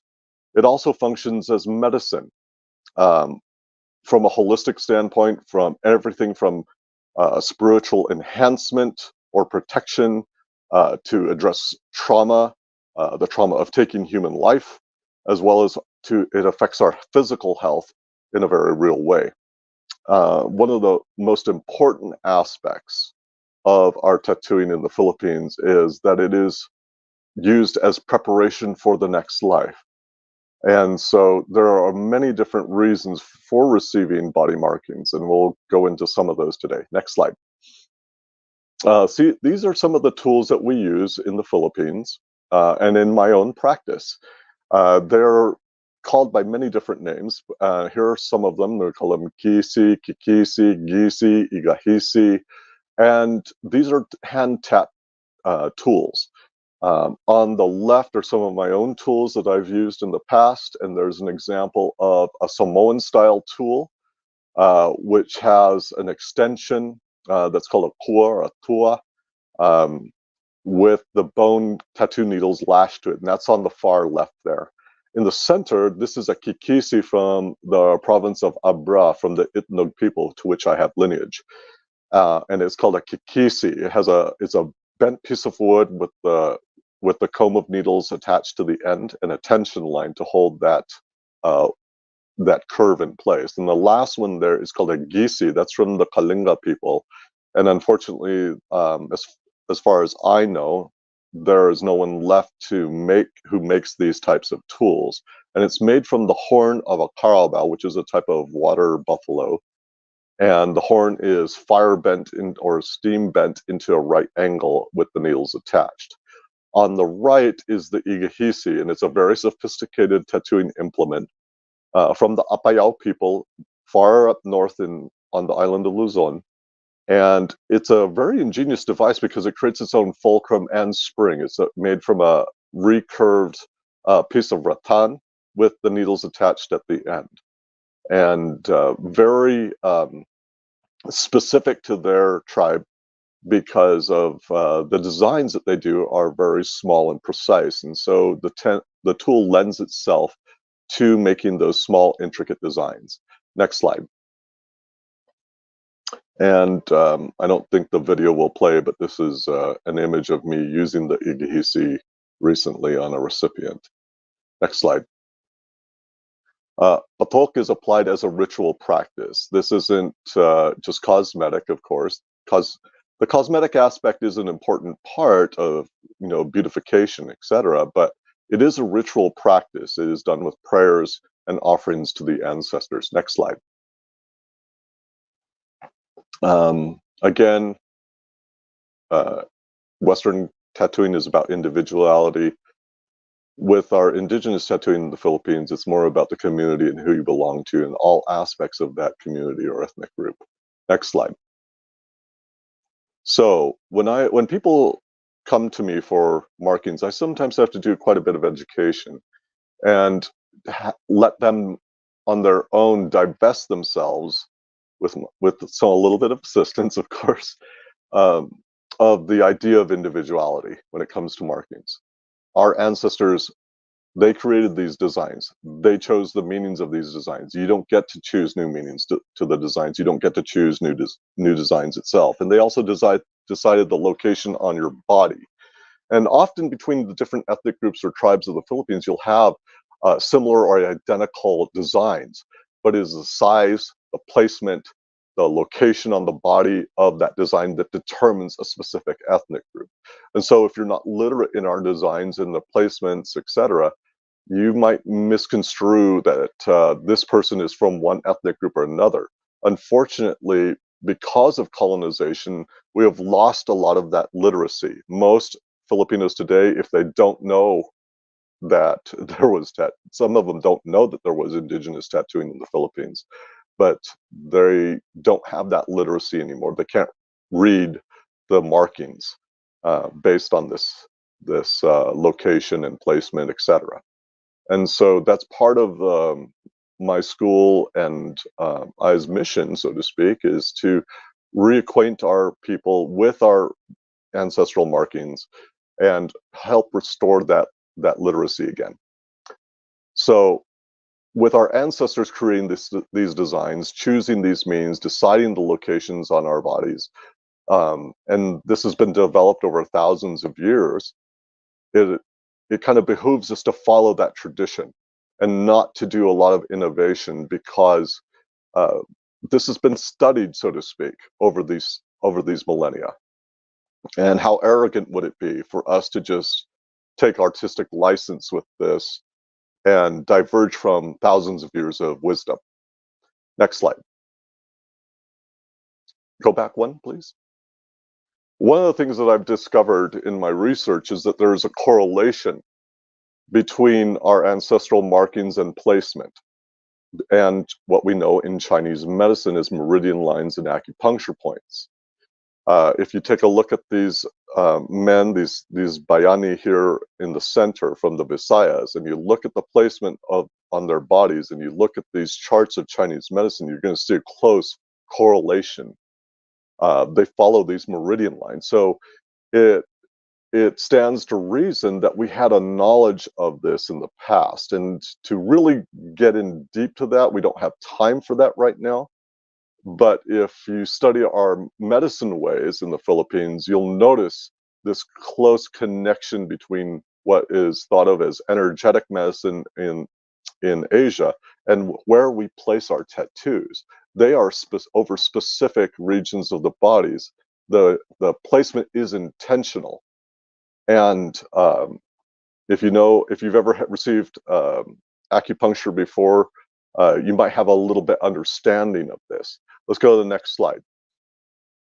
So here we have on the right a man from the Bontoc tribe of Luzon, and you can see that there are these specific facial markings here. That photo was taken in 1904 at the St. Louis World's Fair. He was part of that unfortunate human zoo, but his facial tattoos are actually able to be seen from the old sepia tone black and white photos. But on the left, I have an image of the placements in Chinese medicine for acupuncture, and you'll notice a close correlation there. He's got markings on specific parts of the body. And this is why I, in my own practice, don't deviate that much from what is done ancestrally, because these are intentional placements to address specific things. Next slide. We've already talked about that. Next slide. There are approximately 120 million Filipinos and people of Filipino descent in the world today. And next slide.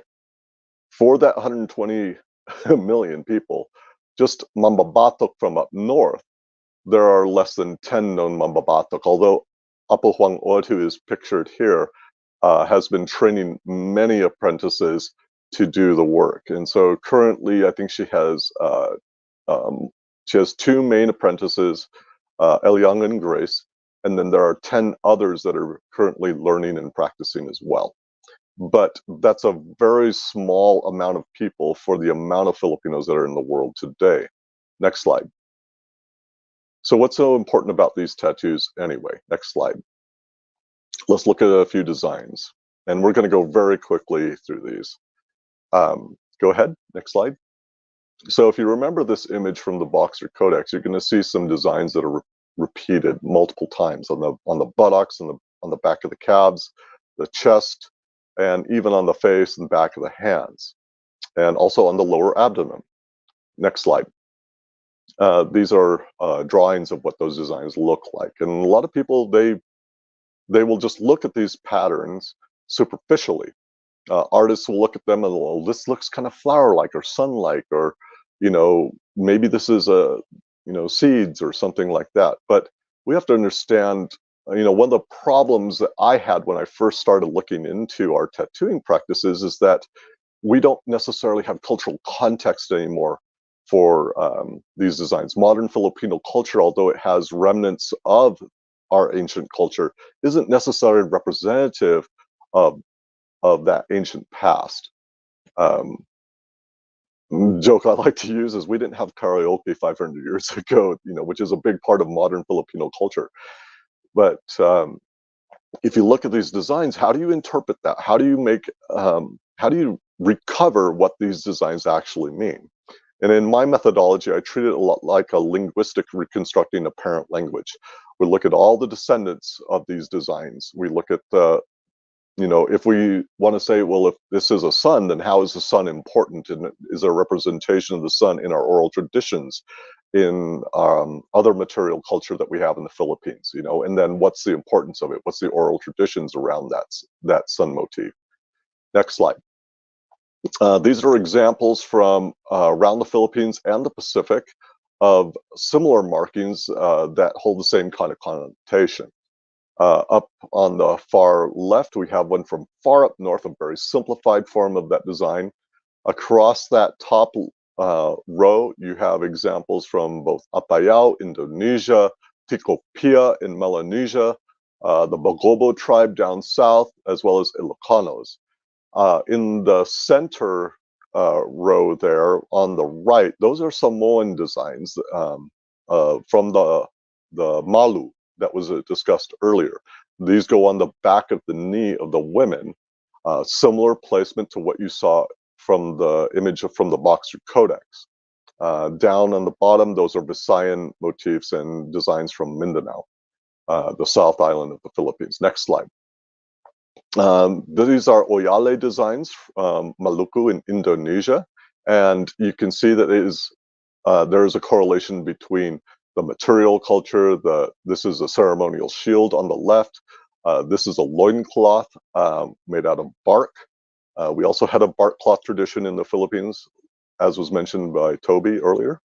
And you can see that the designs are on the loincloth as well as on the buttocks and the back of the legs. Very similar placements to what we see in the Boxer Codex as well as in the Malu. Next slide. And quick fun fact, there were actually at a time Maluku chieftains that had taken up residence in the Philippines. And so there might be some cross-cultural pollination that way too. Next slide. So what do these designs symbolize? Next slide. I don't have time to go into a lot of depth in this, but these designs that we call lawig in the Philippines, which has 3 different translations depending on the ethnic group. Lawig can mean fishhook, it can mean hawk or the Philippine kite, which is a type of sea hawk. It could also, down south in the Visayas, lawig refers to navigation and to voyaging. In the modern Philippines today, we use a conjugated form of that term, lalawigan, which denotes provincial boundaries, but anciently meant to hook the land. Next slide.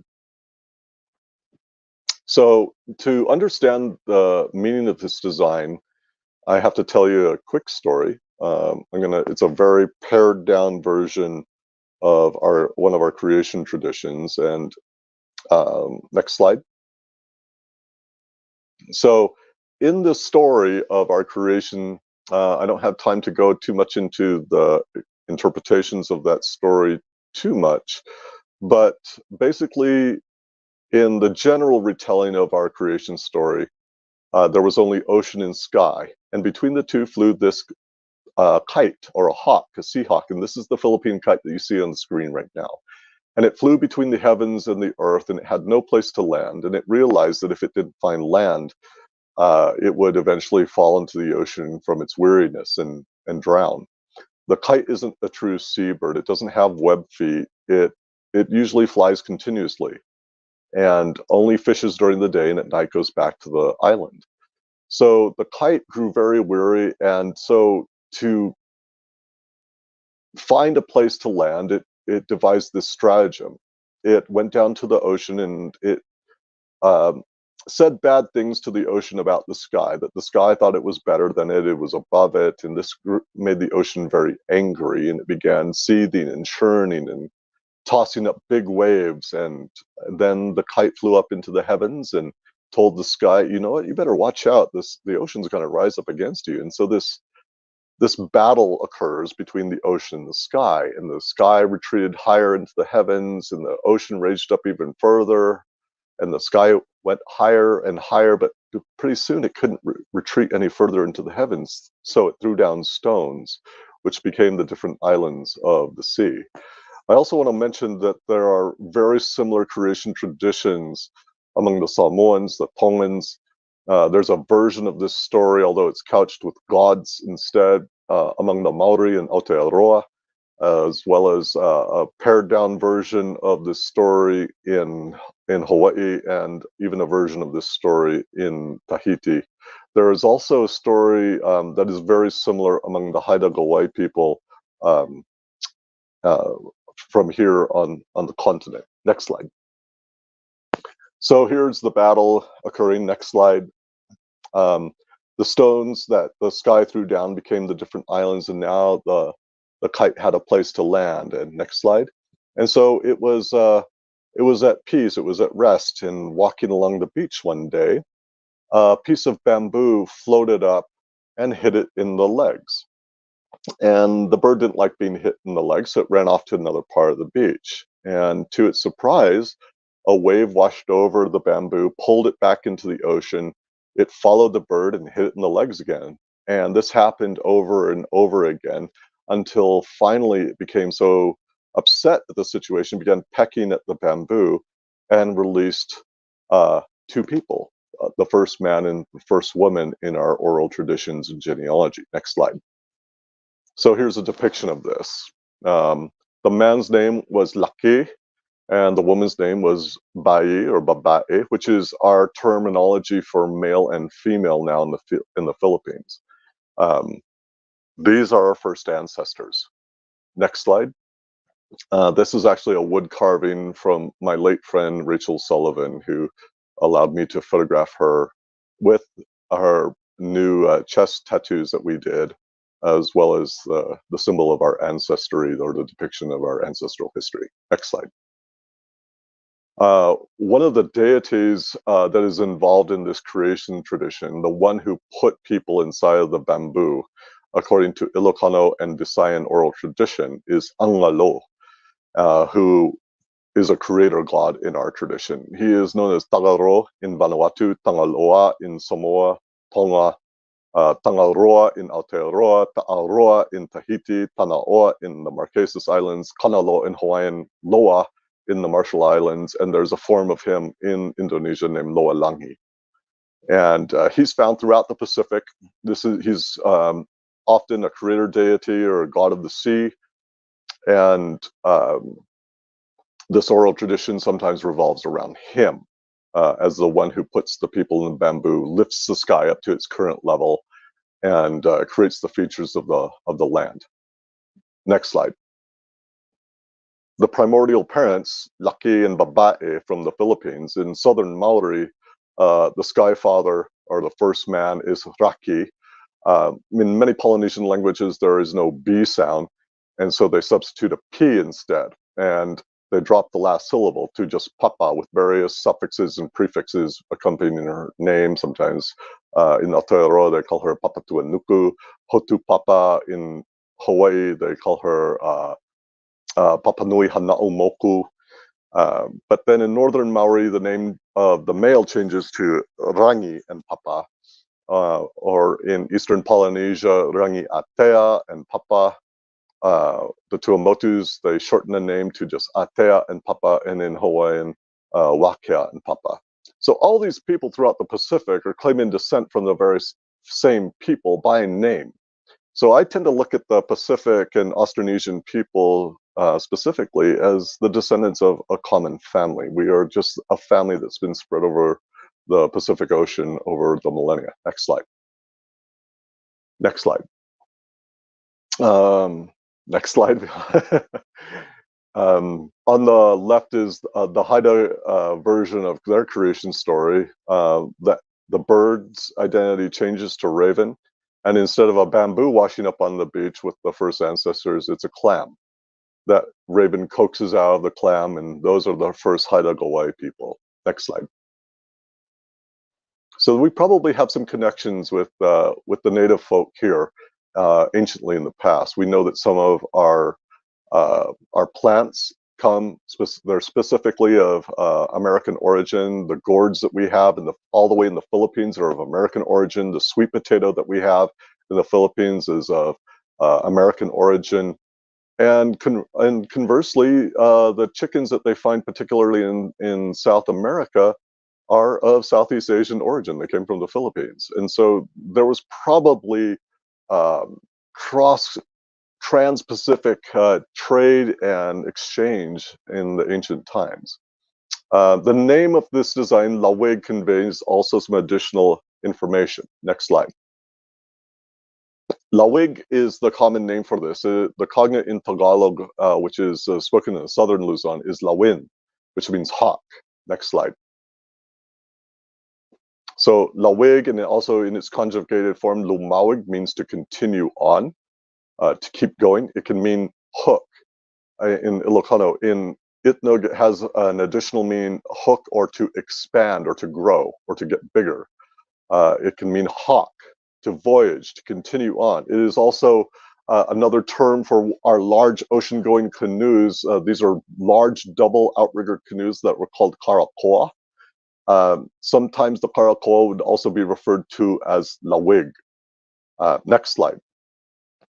Lalawigan means to drop anchor, or where to hook the land. It now is used to mean municipality or province, but anciently meant to drop anchor or to hook the land. Next slide. Here's another aspect of this name. Next slide. In one of the main differences between the Philippine languages and Polynesian languages is that we will sometimes close the vowel on the end of words with a consonant. So our word for coconut, when I'm spelling this, this was primarily done for a Polynesian audience. So the spelling in the Philippines is a little bit different, but it's pronounced very similarly. But we say for coconut, nyog, with a G. If you drop the G, new, that's coconut in Polynesian. Next slide. So looking at the term lawig and its conjugated form lumawig, drop that G. Next slide. And you get, next slide, lumawi, or, next slide, Maui in Polynesian. Lumawig is the name of our god, our ancestor, who fishes up islands. And the Polynesians have an equivalent of him as Maui, who is famous for fishing up islands with his magic fish hook. Next slide. How many of you have seen this movie? What does he do in this movie? Carries around a big fish hook, changes into a hawk, teaches Moana how to voyage. Now, Disney is not in the business of making documentaries, but I found it really amusing that they kept a lot of aspects of him that are found in the etymology of his name from the Philippines. Next slide. So what does this all mean? Next slide. Is this just a fairy tale? This is what Europeans thought. Next slide. Get this, is this just a savage's attempt to explain how the world came into being? The answer to this, of course, next slide, is no. Next slide. I had to skip over this part real fast, but Angalo is the one who is credited with arranging the stars in the heavens, and this is what a navigator does on a canoe. Next slide. You saw this scene in Moana where she's measuring the distance of the horizon to a particular star. The horizon was used for location, and the way that stars rose and set, as well as the sun and the moon and the planets, were taken in our ocean-going voyaging traditions. Next slide. They're used for triangulation with the canoe itself. If you can identify the stars as they rise and set, if you have memorized where they rise and set, you can find your direction, and it's done through triangulation. This is a quote from Nainoa Thompson, navigator and president of the Polynesian Voyaging Society. Next slide. Next slide. I didn't go into this part in the beginning. Angalo creates islands and they disappear because the earth is round. Next slide. Next slide. When you sail far out on the ocean, the land disappears due to the curvature of the earth. Sorry, Christopher Columbus, we knew this before you. A lot of people did. But figuratively, we speak of our ancestral lands or where our souls go to when we die as being in the underworld. And the ancestors are thought to reside in the underworld. And this is a common belief throughout the Pacific as well as in the Philippines. And that is a euphemism for sailing away from a landmass, because as you sail away from it, it seems to sink into the horizon because of the curvature of the earth. Conversely, if you sail towards an island, it rises up out of the horizon or out of the ocean. Figuratively, it has been fished up from the ocean. Now, if you just look at this superficially, you're going to think it's a fairy tale, but this is part of our maritime tradition in the past. Next slide. Next slide.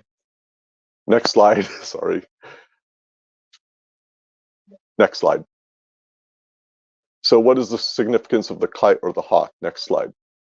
As I mentioned earlier, the kite doesn't go too far from land, and at dusk, it flies up very high until it, from its high vantage point, can see the island, and it will fly straight for the island. So if you're out in the ocean and you're looking for land, if you know you're within the vicinity of land, and you're trying to find it, and you see one of these birds, you keep your eye on that bird, because at dusk it's going to fly straight for the island, and you just paddle and hit it where it's using its legs. The only other time that this kite will fly back to the island earlier in the day is if the sky and the ocean are at war, or if there is a storm. And so if the kites or the other seabirds that nest on the shore start flying in one direction in the middle of the day, you better start paddling, because a storm is coming. Next slide. What is this about being born from bamboo? Next slide. This is on the left, Papa Mau Piailog. He is a Micronesian navigator from Satawal. He actually was instrumental in helping the Hawaiians recover their navigation traditions and skill set. And according to Papa Mau, the canoe is considered the mother. The navigator is considered the father. The reason that the canoe is considered the mother is because of its shape. If you look at the image on your right, you'll see why the canoe is considered female or the mother. Please don't make me explain this in greater detail. Hopefully you guys can figure it out. But the navigator makes the canoe pregnant by putting people or plants and animals into the canoe. And in our oral traditions, there are stories of ancient mothers who give birth first to plants and animals before they finally give birth to humans. And this is part of how we settled islands, is you would first discover an island, you would sail away from it, it would disappear again, and then you would seed it you'd seed the land with plants and animals, self-propagating types of taro, bananas, coconuts. They would release pigs, dogs, rats onto the island so that there would be food when they came back with the actual settlement of the island with people. And that's why in our oral traditions, these goddesses or great mothers would give birth to these hodgepodge of plants and animals before the humans were actually born. We're not talking about a human mother, we're talking about a canoe mother. Next slide. If you look at our canoes in the Philippines in particular, we use a lot of bamboo in the construction. Often the outriggers are made out of bamboo. The booms that hold those in place are bamboo. The decking's made out of split bamboo. The balay or balay on deck is made out of woven bamboo. The mast is bamboo. So to be born from bamboo in our oral traditions was a euphemism that we came by canoe. Next slide. And we still use these types of canoes to this day. Next slide. When we are out at sea, in that symbolic vagina, we are surrounded by water, just as babies are surrounded by water in the womb. The people on those canoes are prohibited from having sex and that's one of the big taboos on a voyage, is because symbolically they would be committing incest inside of their mother's womb. So they're considered unborn. When they make landfall, next slide, those children are born from the bamboo. Little interesting side note, the Hawaiian word for bamboo is ohe, and the glottal stop at the beginning of ohe is a substitute for the letter K. If you put the K back in, next slide, kohe, whoops, let's go back. Kohe means vagina. And so among the cousins, as I call them in the Pacific, we have similar traditions and understandings. And if we look at all of us as a family, we can kind of piece together some of the traditions that we have throughout the Philippines that are fragmented. We can put things back together, as well as add to the knowledge of our cousins in the Pacific. Why do they call the bamboo ohe or kohe? It goes back to our ancient past, where we migrated, and these creation traditions that we have in the Philippines are figurative ways of remembering our history, our migration history. Next slide.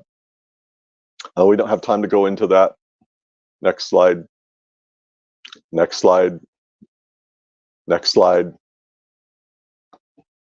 DNA evidence reveals that the earliest Pacific Islander ancestors came from Asia, and specifically from the northern Philippines. There was a DNA study done in 2016 where they compared the DNA from 3,000-year-old Tongan skeletons and skeletons from Vanuatu. And they ran the DNA on those ancient Polynesians, found that the closest living genetic relatives are from Taiwan and the Philippines, specifically the Kankanai tribe of the Philippines. Those are the closest living genetic relatives to the earliest Polynesians, or what we think of as Lapita people. Next slide.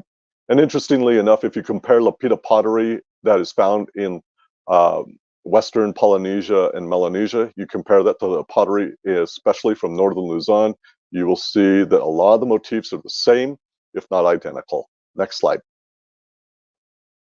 This is Mount Kalawetan. It's there in the cloud bank. It's a very high mountain, and this is in northern Luzon. Mount Kalawetan incorporates the term lawit or lawig, which means hook. The name of this place is next slide. Mount Kalawetan means the place of the hooked, or the hooked place. And this is where Lul Mawig, or Maui, first comes when he comes to our islands to get wives for the people mentioned in the Tongan creation story. But anyway, we don't have time to delve too much into that. Go ahead. So next slide. Next slide. So hopefully, in my really brief and choppy explanation, we've gone from thinking of this oral tradition as this. Next slide. You know, the fantasy, the fairy tale that we lack cultural context to. We've gone from thinking of our oral tradition as this to actually this next slide. This. This is a picture of a parao, a type of sailing vessel in the Philippines. This is from my private collection. This is dated from 1936, and it's a canoe that was photographed off the coast of Mindoro in the 1930s. A lot of people look at that and go, hey, that looks kind of similar to Moana's canoe. It's sad that we have to use that as a point of reference, but it is what it is. Next slide. And so I've had the opportunity to share this design, this one particular design, with a lot of our community, restoring that cultural knowledge, restoring that cultural context of what these designs were used for. They were mnemonic devices to remember our oral history, to remember our cosmology, to our spiritual beliefs. Why we use birds for omen events, because it ties back to navigation traditions. Next slide. And these are just a few examples of some of the work that I've done. Next slide. And a few variations of that. Next slide. Definitely now you can see the bird element from the story in there. And like I mentioned really briefly, the idea of expansion, or going from a place of darkness into a place of light, voyaging, lifting up the heavens, is also a euphemism for going beyond the horizons, beyond what you can see. Until then, you are in darkness until you get to that place. And so Lawig denotes this hooking of land, the expansion of reality, the migration history of our people. Next slide. So you just got to learn about, next slide, one design, next slide, and one story that goes along with that particular design. And I didn't even do it justice, unfortunately. Next slide. But there are many, many more designs. And this is a Kalinga woman from up north, and she is beautifully tattooed with python patterns, with water patterns, with pathway patterns, lightning patterns. And so this is just kind of a taste of the depth of what our tattooing traditions in the Philippines as well as in the Greater Pacific provides to provide that sense of ethnic identification, your accomplishments, your role within the community, to remember our past, to honor specific deities, ancestors, and to provide medicine for people. Next slide.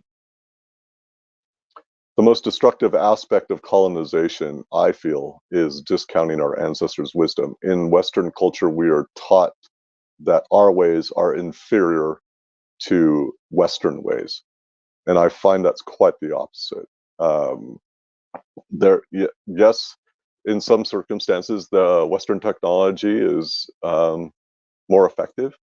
But just because something from a Western's perspective looks technologically simple, it's because they lack cultural context, they lack history, they lack our perspective on things. And so, for example, my grandmother was a healer. She was the midwife of her village. She was the Mang-ilot. And she birthed more babies than most OBGYNs in her life. And in Western medicine, if the baby is breech or transverse in the womb, that's an automatic C-section. My grandmother could turn the baby and birth it naturally. So just because something from a Western perspective is considered more simple or not as sophisticated, that may not be true at all. My encouragement to all of you, next slide, is to search for your ancestors, whatever your ethnic group be, whether you're in Africa, Asia, Europe, the Pacific Ocean. It's arrogant to discount thousands of years of wisdom just because you have an iPhone. Next slide. If you search for your ancestors, they will find you. In our belief system, they are not resting in the dirt. Our ancestors are alive, they are active, and they want to share with us. They want to share their knowledge with us. And if you go into an ancestral practice, it doesn't have to be tattooing. It could be dance. It could be beading. It could be making cloth or textiles. It could be any number of aspects of our indigenous cultures. But if whatever resonates with your heart and soul, and if you go into that, you pursue that, you'll be helped along the way. They will inspire you to find the sources you need, to find the people that you need that will bless you and help you bring back what was important to your ancestors and hopefully important to you as well. Thank you so much for your time. Maraming salamat, agyamanat munay. I appreciate being on the panel and hope that what I shared enriches your experience as well.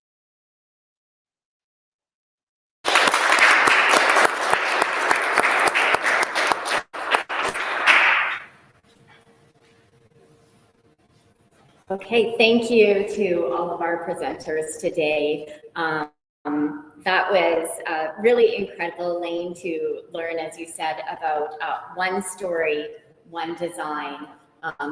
Really shows you the absolute depth of traditional knowledge that your tattooing practice is a part of, and I appreciate that.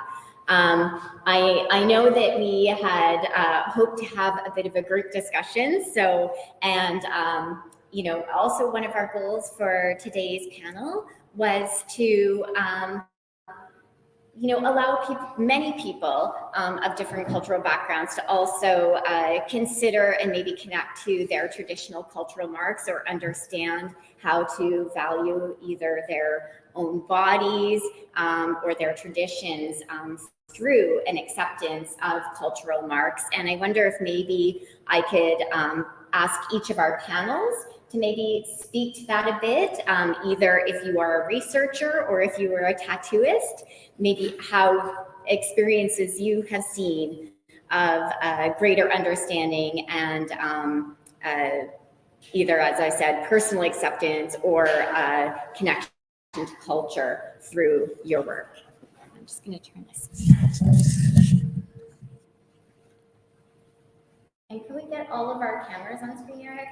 He's working on it. Eric, by the way, maybe we could also give Eric a hand, because he's really done an amazing job managing our hybrid event, which is both in person and online. It's a lot, so thanks, Eric.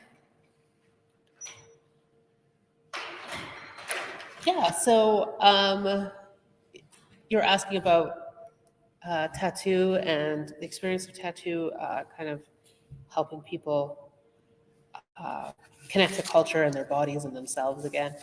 I think in my practice, for myself especially, as an artist and then later a tattooist, the way that I grew up here in Regina, I think that I always felt that my brown skin was not acceptable in a lot of ways. And I think a lot of Indigenous people here feel that way. And it isn't even like a thought like that when you're growing up, right? It's just a feeling that you're not as clean as your white friends or that sort of thing. And my father particularly was a lot darker than me. And, I witnessed those aggressions that he was the victim of on a daily basis. And I think that for me, as I came to tattoo, when I first saw images of our ancestors with chin tattoos, my first reaction, of course, was like a bit of a recoil, right? Well, of course I would never get that. I'd never do that. And so it really was a journey of finding my own acceptance of myself, of really stepping out of that Western point of view of what's beautiful and what's acceptable. In my women's studies degree, my last paper was about visual images of strong women, in particular in bodybuilding culture. And what I really gleaned from that was that as human beings, we find beautiful what we're used to, what we see often. So I was looking at strong women at bodybuilding women daily doing this research, and they became so beautiful to me. And I think that as we, and that is happening right now in this part of Turtle Island, that as we start to take back our chin tattoos and our face tattoos, we're making it so that our little children are used to those images and see that beauty again.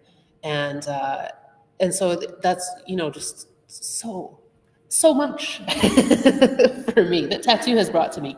I often say tattoo changed my life. And I never thought it would, because I was never really interested in tattoo until I found my cultural tattooing. So, yeah.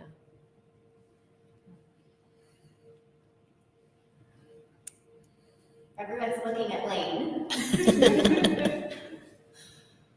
I couldn't hear the question. If someone was asking me a question, I'm sorry. Oh, okay. Hi. Sorry for not speaking into the mic. Yeah, I was asking for those who are traditional tattoo or mark making practitioners, if you wanted to share any stories or experiences of, how critical this connection either to culture or acceptance of one's own body is in terms of revival of these traditions. Well, for a lot of our diasporic Filipinos that are away from the homeland, away from their land, so to speak, this is a way of remembering that deep connection. again, a lot of the designs with our tattooings are stylized representations of ancestors, and so we carry them with us as we go throughout the world. We do come from a maritime tradition. The wanderlust among Filipinos is very strong, and I've even encountered Filipino communities in Norway, of all places. I mean, we're tropical people. I don't know what we're doing way up there, but we're all over the place. And as we go to these different places, carrying our ancestors with us, both embodying them as their blood descendants, but also, carrying their symbols with us. It helps us stay rooted wherever we are. And so most of my work is diasporic. I recognize that, but I'm really grateful that I'm able to serve our community. I didn't want to do this. I got asked to do this.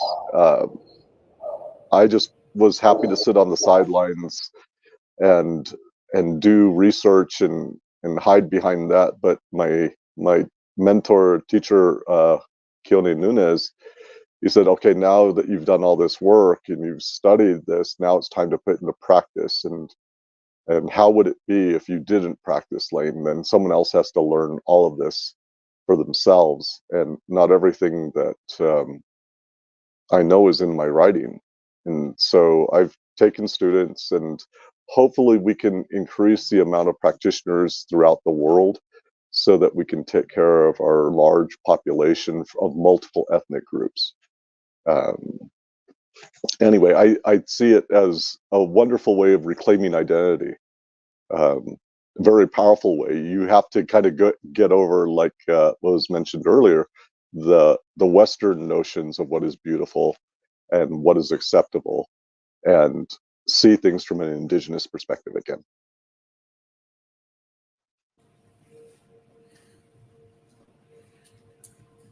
I'll just hang over here a little bit. And it looks like we lost Dr.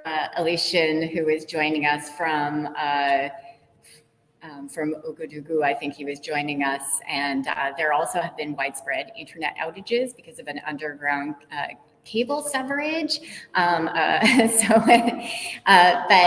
Anyways, Toby and Dr. Alishan are both researchers, and Dr. Alishan talked about the different reasons that these Yoruba cultural marks are disappearing, not being carried on by a younger generation, and also maybe being less and less socially acceptable.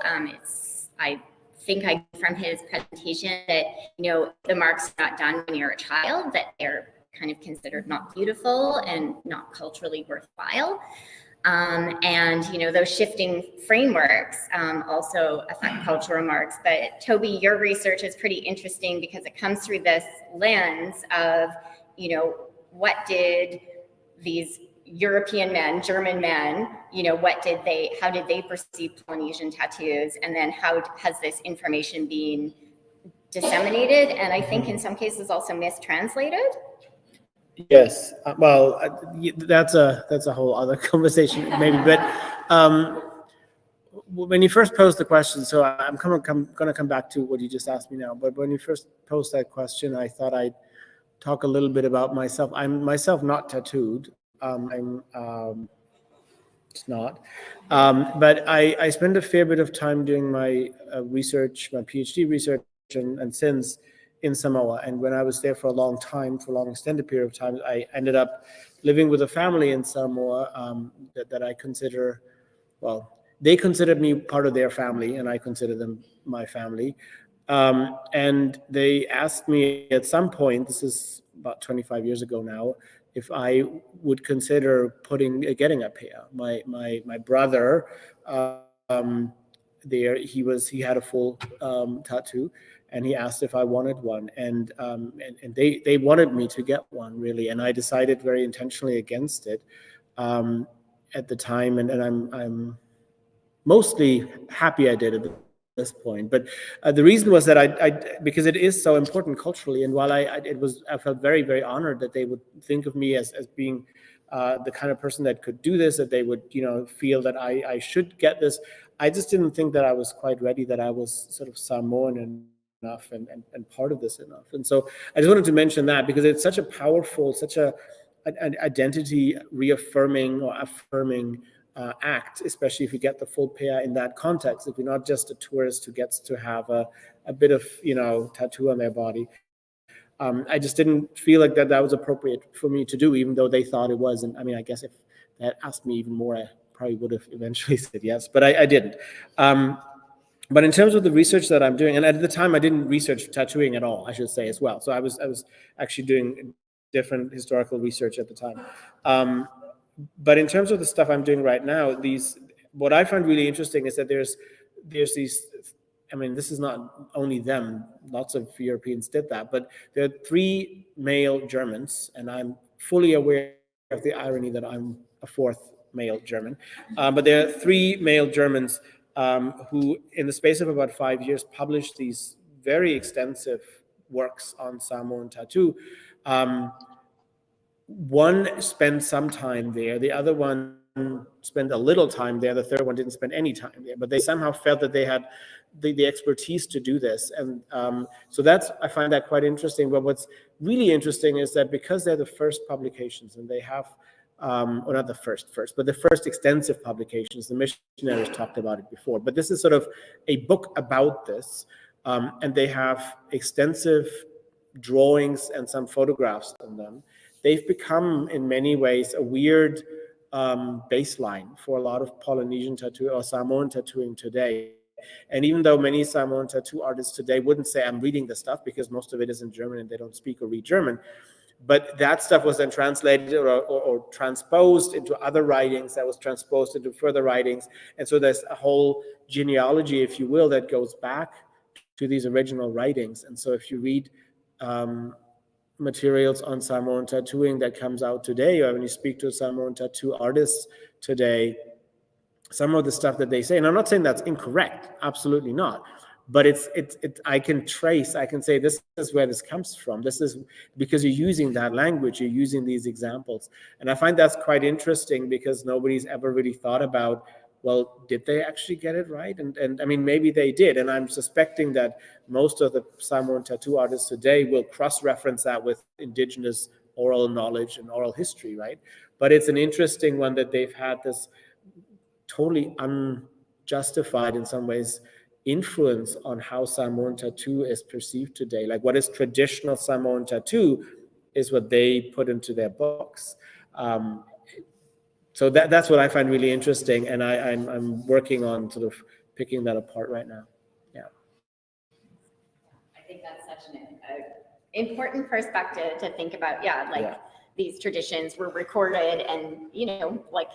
And this is not the case just in Orthodox. Yeah, in Samoa. And I don't know how this goes, and maybe Elaine can tell us about that in the Philippines. But I know that in the Marquesas and New Zealand, in Hawaii, there's also Europeans who, in the late 19th century, document this stuff in some ways and distort it in other ways and represent it with agendas in mind, right? And this is all we have left, because the missionaries and others were so successful at suppressing it that there is no continuous tradition. And so we have to go back to these documents that are highly problematic and very tendential in many ways, right? Refreshing for you to say that as a white man. I'm just gonna open up our mic for everyone in the room. So, if anyone has questions that they wish to speak in the room, I think we should be able to hear them. Eric? Yeah. Okay. So this is hitting me really hard and deeply today, because my story is I come from missionaries. I'm a missionary kid. My family moved to the Philippines when I was 5, so I spent 5 years of my childhood there. And then we came back to Canada, and I've not been back. And more recently, as I've been going through my own life as an adult and wrestling with, so I studied anthropology, because I had that cross-cultural experience as a young person. When I hit university, cultural anthropology made sense to me in a way. Like I felt something resonating with that sort of study, right? And then, but it also felt problematic. And I did a lot of my undergrad on, like, I was also working in art galleries at the time. And so I was looking at sort of visual culture and the ways that that's framed in spaces like this, and how that affects how we see things. I was thinking about, you know, people as sort of meaning makers and symbol users, and, you know, all of those things in an academic way. And at some point, my desire to be academic about it kind of fell apart, because I felt repeatedly drawn more into, like, how do we heal and help people through pain and through trauma. And so I'm like really resonating with some of what you're saying. Sorry, I'm like, no, I'm not sorry I'm crying. I'm not sorry. Because I hate that when you do that.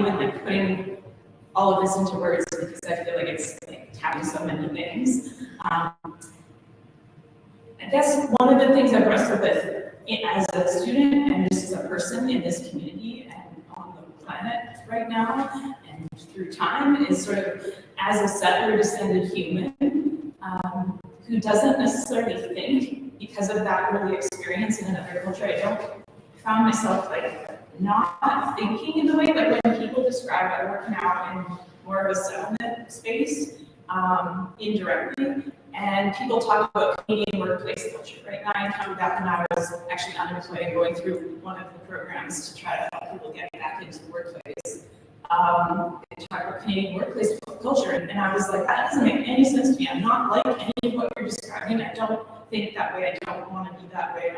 You know, and so it occurred to me at that point, it was like, wait, maybe it's because of that really early experience in another culture. Maybe that's, I don't quite think the way a typical, whatever that is, Canadian, whatever that is, thinks. But that feels audacious to say. I feel like, even though it resonates inside me, when I try to speak it outside, it feels like, what am I saying, right? Who am I? What right here stays. And then also from my undergrad, like the concept of cultural appropriation was given to me. And so I really wrestled with that. Like, when I resonate more with Indigenous culture, or Indigenous spirituality than I do with my own, like the faith of my upbringing, am I appropriating that culture, or am I returning to something? And so I really do want to do what Lynn was saying about, like, learn about your ancestors, like find out what you don't know. Like, well, you know that there's, ironically, like when he said the thing about, when I found Filipinos in Norway, I'm like, some of my ancestors are Norwegian, and some of them are, you know, British Isles. And like, I don't know what the really Indigenous, like pre-colonized version of their spirituality and their traditions are even. I don't know where to go to find them. So, what is my question? And my question is like embodied in myself, right? It's in my life, it's in what I wrestle with, in my faith, and in my relationships, in how do I identify community, and how am I like living those relationships all the time? So, thanks for letting me speak. Yeah, I think that like a lot of the work I do, like here in this part of the world, a lot of our knowledge was really eradicated. And it's really difficult to go back to and to find. And people often come to me and ask me, do you only tattoo people from your culture? And when I went to tattoo school, it was really, we talked about that a lot, because here in what we call Canada now, there aren't a lot of Indigenous tattooists. There aren't a lot of people. It's just the beginning, right? And so even in tattoo school, when I was practicing, I was in Halifax, so I was practicing with Mi'kmaq people. And so a lot of the conversation was appropriation and how do we deal with that? What do we do? And so when people come to me and ask if I'll tattoo them, even though they're not a part of my culture, I tattoo anyone.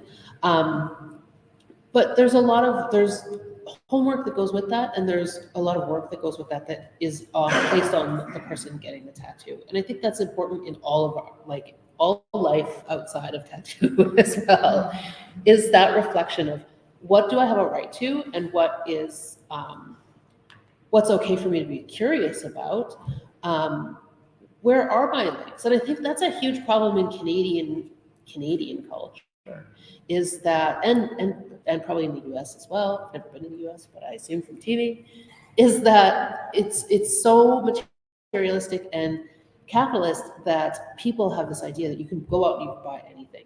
You can go out and you can have anything. You have a right to anything because you're a Canadian. You get it.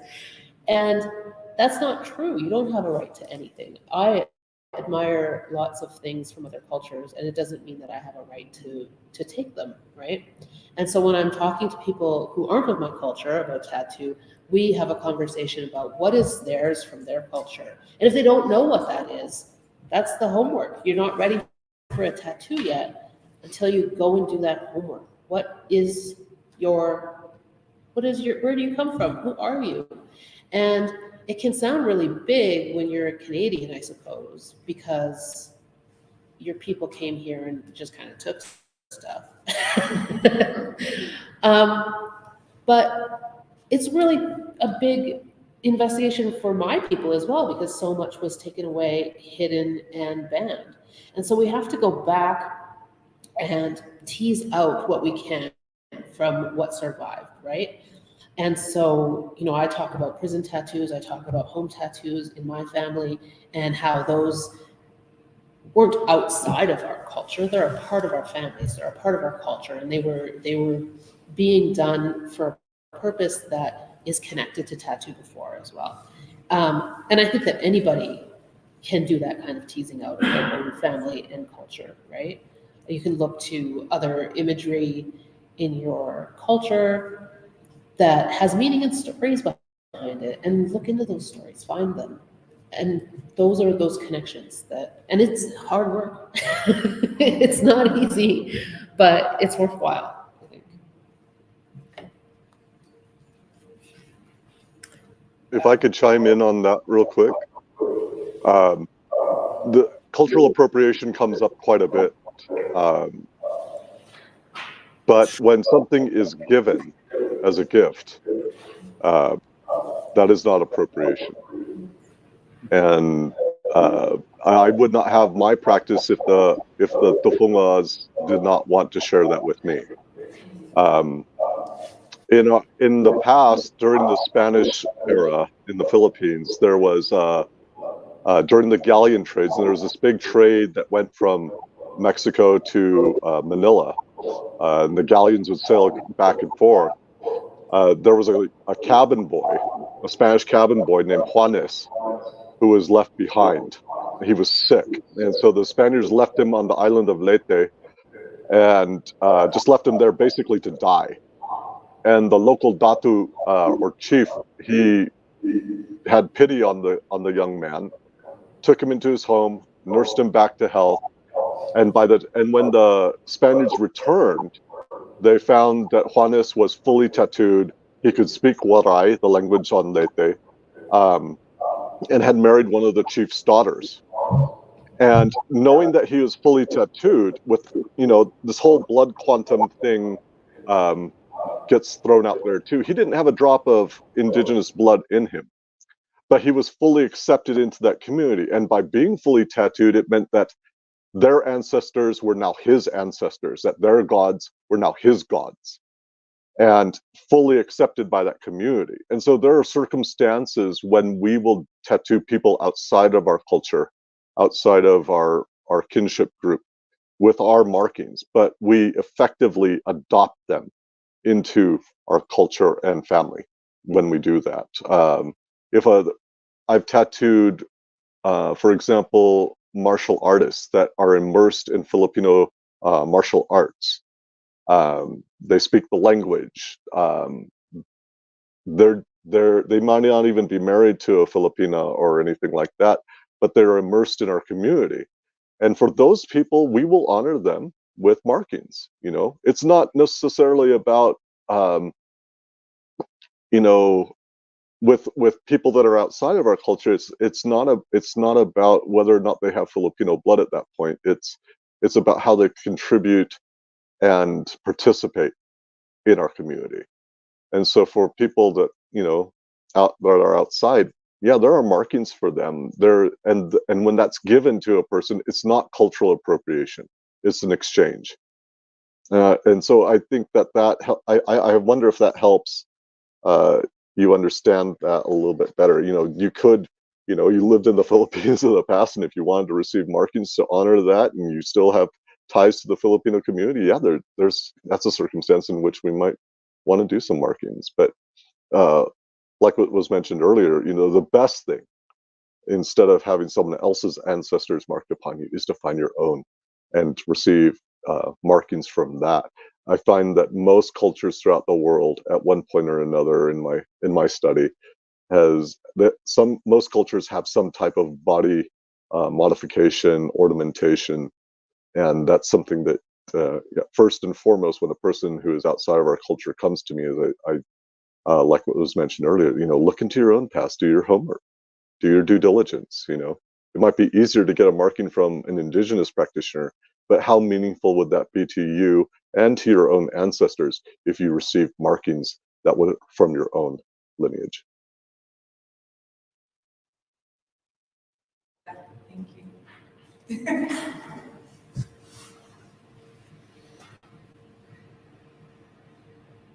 Thank you for sharing your story. I really appreciate it. Thanks.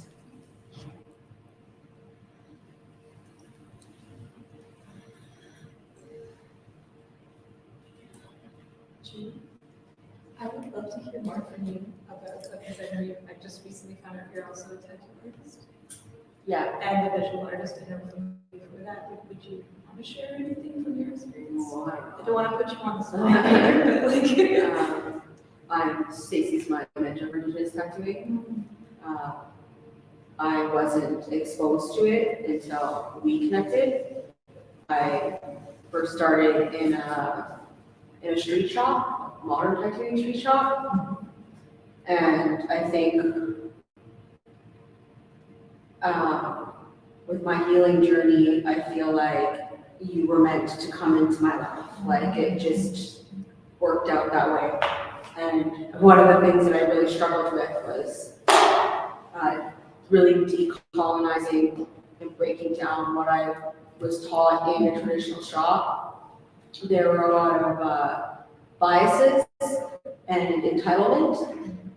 It was really interesting to look back on this 2-year apprenticeship I took in this modern day shop and what I was taught, and then just deconstruct it. That alone was a real challenge.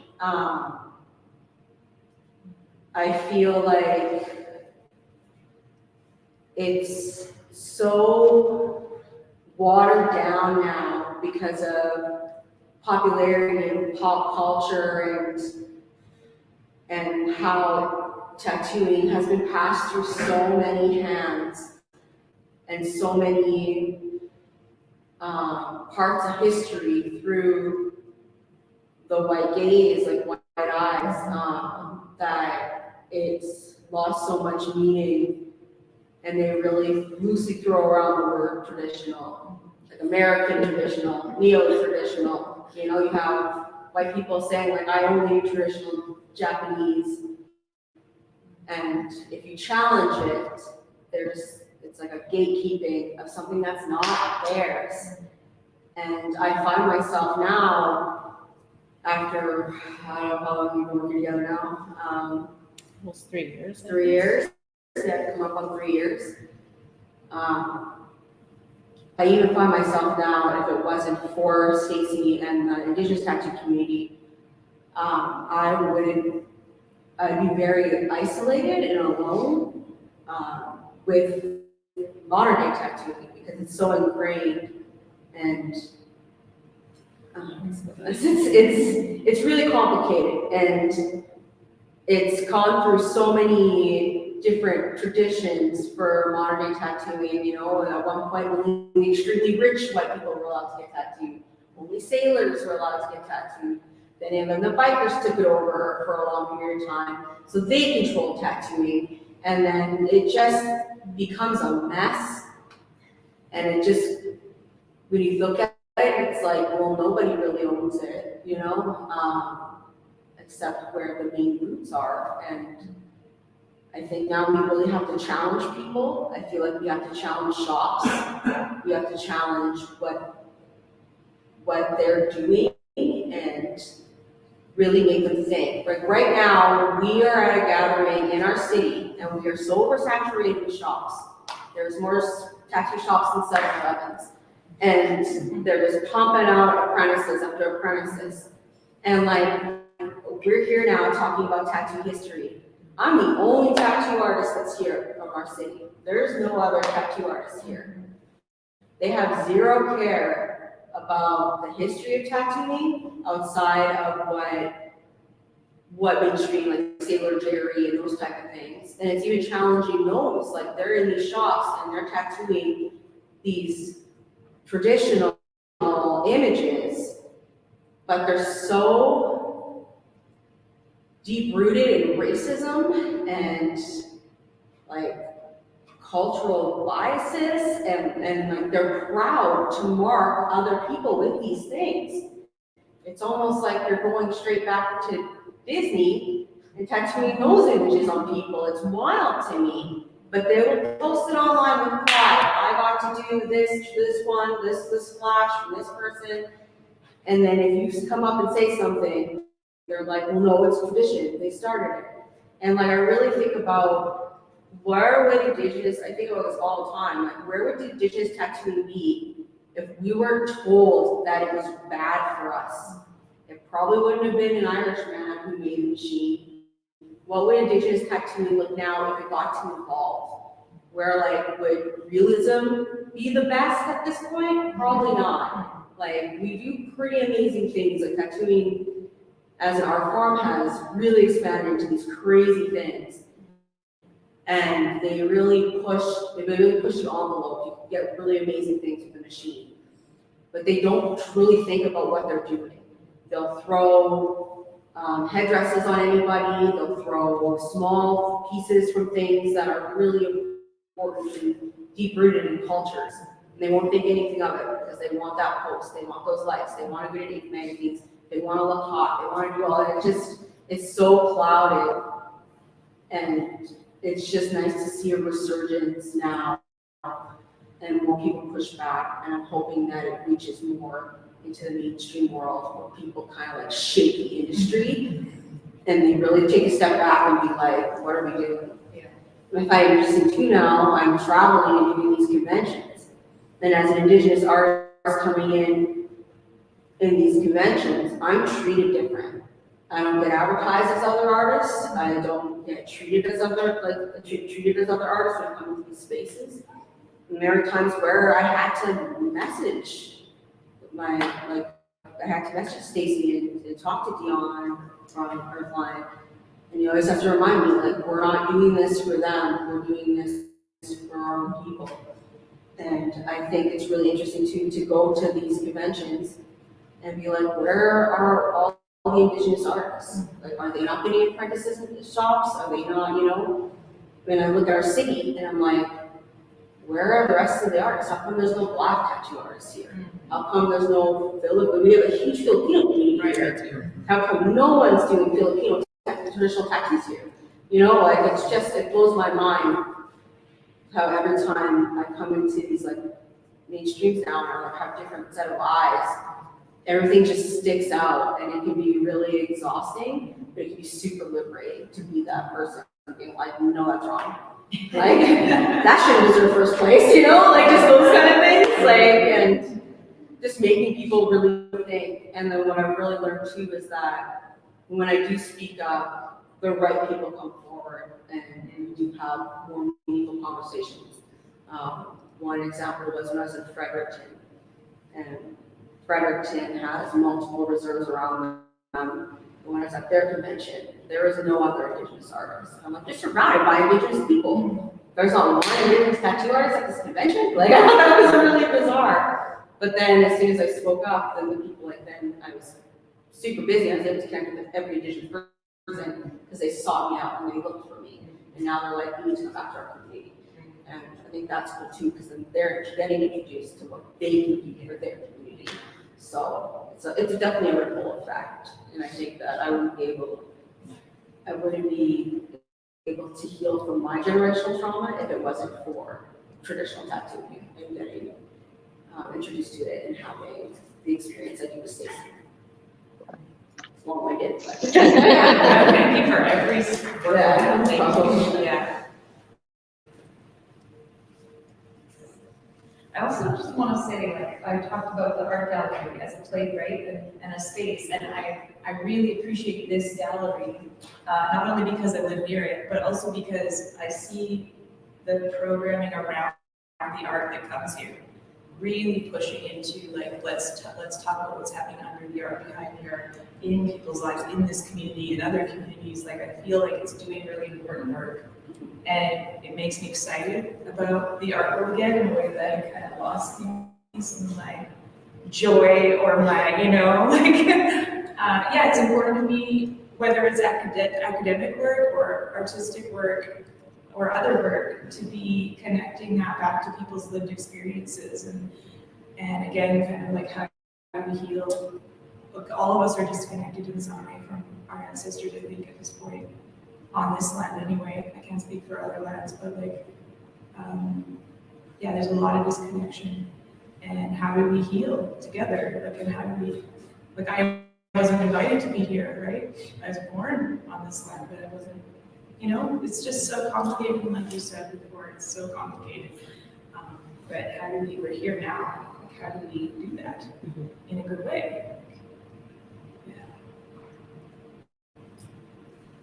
Yeah, and I think a lot of that is like the work, like here in Canada, when we're talking about truth and reconciliation, it's often automatically put on the Indigenous people, the work. And I think that, like, I mean,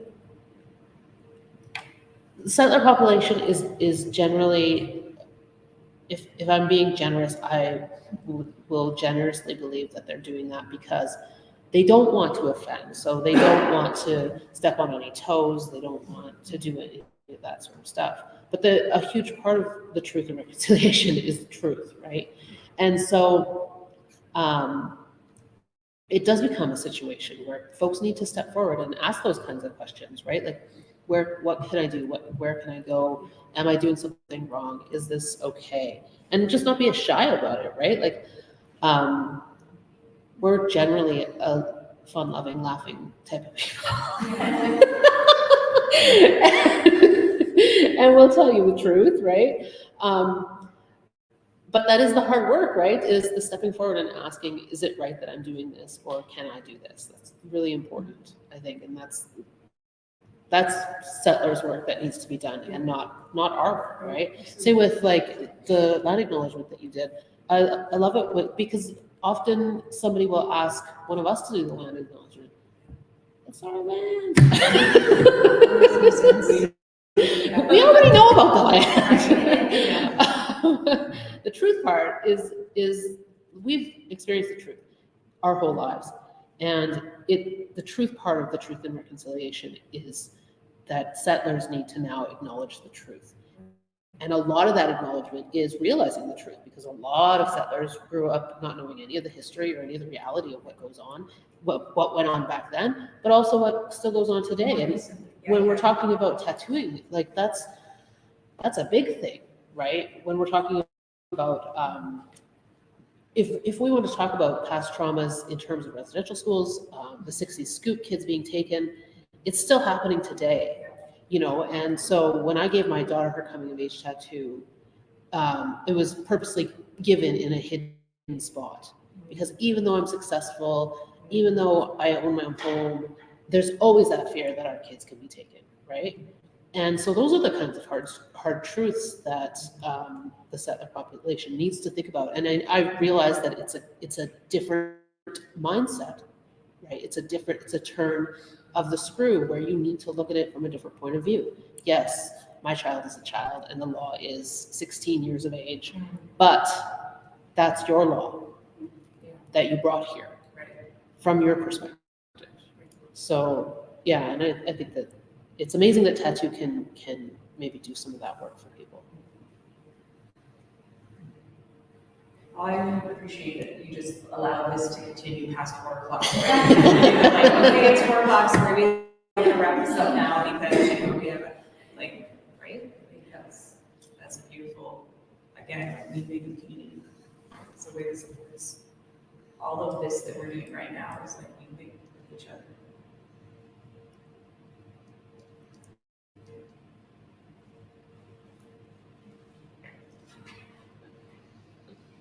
Well, I'm happy to stay even later if there are any more questions or anything that our guests in person, online, or our panelists would like to talk about.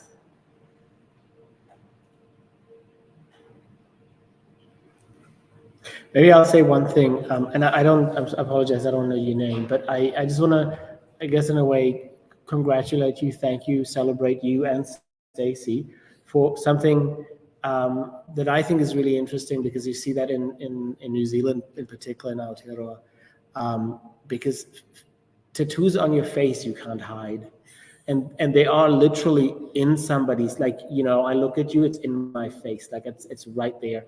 And it's this really powerful and courageous stance that somebody takes if you do that, because you can't simply just, you know, put something, like there's no shawl, no nothing, like, right? And unless it's winter and you put a baklava on, but you know, realistically speaking, there's nothing you can do and nothing you want to do, very clearly, right? And I think it's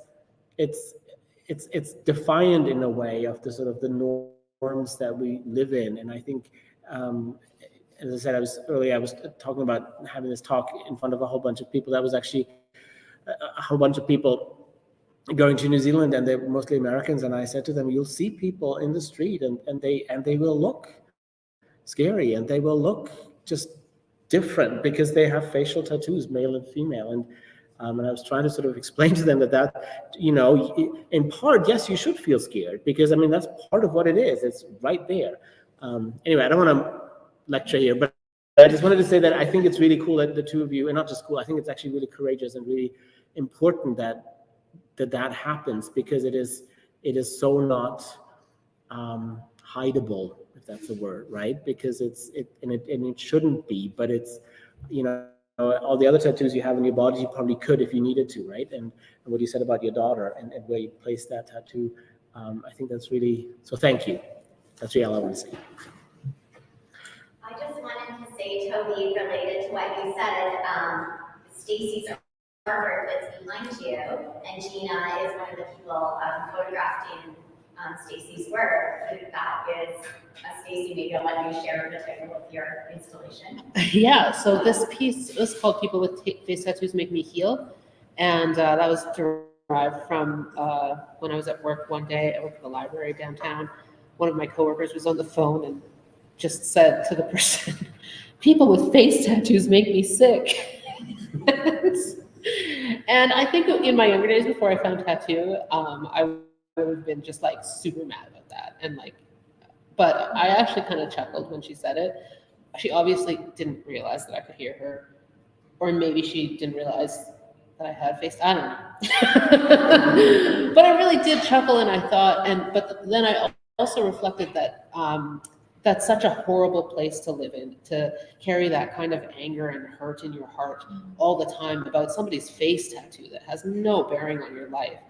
And that's really a reflection of what racism here in Canada is this horrible, horrible seed in people's bodies that is making them obsess about something that they don't need to obsess about. And so really, like, you're right, people with face tattoos here in Canada are making people heal. And so it's not just the word making in like a gentle way, it's a very aggressive way of forcing settlers to heal that heart and to learn more about what our culture is and who we are as people and question their beliefs. Yeah, that was my piece. So yesterday we did tattoo my daughter's first face tattoos in the gallery with community here to support her and bring joy and wonderful curiosity. It was wonderful, and she was very pleased.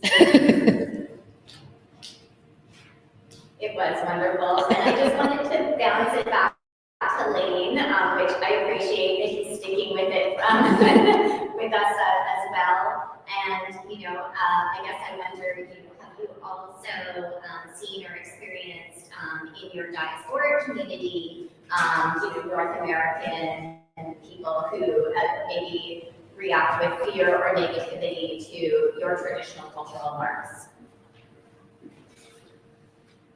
Or so if I heard you correctly, you're asking about people reacting negatively to our markings. Is that correct? Yes. Okay. Thank you, Toby. I can see the thumbs up. Most of the negative reaction that we get from our traditional markings is from our own people, unfortunately. Because we've been colonized for a very, very long time. A lot of Filipinos still don't know that we have a long history of indigenous skin markings. And the vast majority of the Philippines is Catholic. And in the Christian faith, tattoos are prohibited. At least that's what they interpret from the Bible. Although if you wanted to argue with me, I could show you a few instances where, in Christianity, there were tattoos. Even in ancient Judean culture, there were tattooing. But anyway, most of the negative reactions are from our own people who criticize it, who've been taught so indoctrinated and by the colonizers that this is something that is evil. And even my apprentice Natalia, when her mom first heard that she got a tattoo, and it was a modern tattoo, she said, tattoos are only for pirates, prisoners, and whores. And so there's still a very negative connotation towards tattoos within the Philippines itself. Now, with the publicity of Apo Huang Od being on the cover of Vogue, and that was very gratifying to see. She kind of turns things on their heads. She's a very feisty, strong woman. But yeah, she got featured on the cover of Vogue, and that's changing the tide a little bit, But most of our people see it from that Western lens still of, well, what can I do? I've been to a tattoo studio. I just pick something from Tattoo Flash, or they see it as a novelty, a cultural novelty, or just a brand to say I'm Filipino when we have over 130 different ethnic groups in the Philippines, and each one with its own nuances and variation of those markings, or different markings altogether. And so we get a lot of pushback from our community in this process of recovering our practice. I don't get a lot of pushback from people outside of our culture, at least not to my face anyway. But it's mostly our own people, and that's why we are working so hard to restore that understanding, restore the cultural context, so that our people can benefit from this again.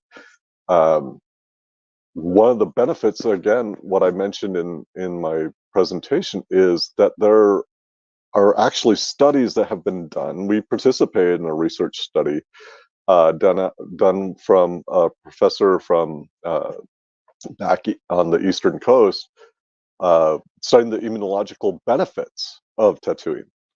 And he actually also traveled to Samoa and learned there with some of the tufunga. We participated in that study too. Some of our recipients participated in that study, and they found that, yes, there is actually a physical benefit to being tattooed from an immunological standpoint. And from my own research, outside of that research study, my own research into just the ink that we use in traditional tattooing around the world, which is most of the time a soot-based ink, that particular it's called LAC, light absorbing carbon, and it absorbs a very specific spectrum of light. from 300 nanometers up to around 800 nanometers, which is like near infrared, near ultraviolet ranges of the spectrum. That's beneficial to our mitochondria. Our mitochondria, when it's exposed to that light, generates an environment within the cell that is toxic to bacteria. It enhances ATP production and communication between the mitochondria and the nucleus. And that light absorbing carbon absorbs that spectrum of light. And so if you put that over an acupuncture point, for example, every time you're exposed to the sunlight, it's absorbing those frequencies of light. It's charging that area. I don't think that it's any coincidence that so many indigenous people around the world, particularly women, have chin markings. And in Chinese medicine, this right here is the beginning of the conception vessel, and it runs down from there. I don't think that that's coincidence at all. We've had the opportunity to adorn many of our women with fertility marks over traditional placements that, according to Chinese medicine, are fertility points in the body. My first real experience with that was from a woman from Canada. She was from Vancouver, 41 years old. She was having problems conceiving, and when she did conceive, she'd miscarry. She had very painful menstruation, irregular menstruation, kind of perimenopausal already. Really wanted to have a baby with her partner before she was unable to, and so she reached out to me, and I had just discovered this correlation between the acupuncture points and our traditional placements. And so we flew up with me and one of my apprentices. We adorned her with those specific markings. 2 months later, she called me back, said, "Lane, I'm pregnant." And that child is 9 now, or soon to be 9.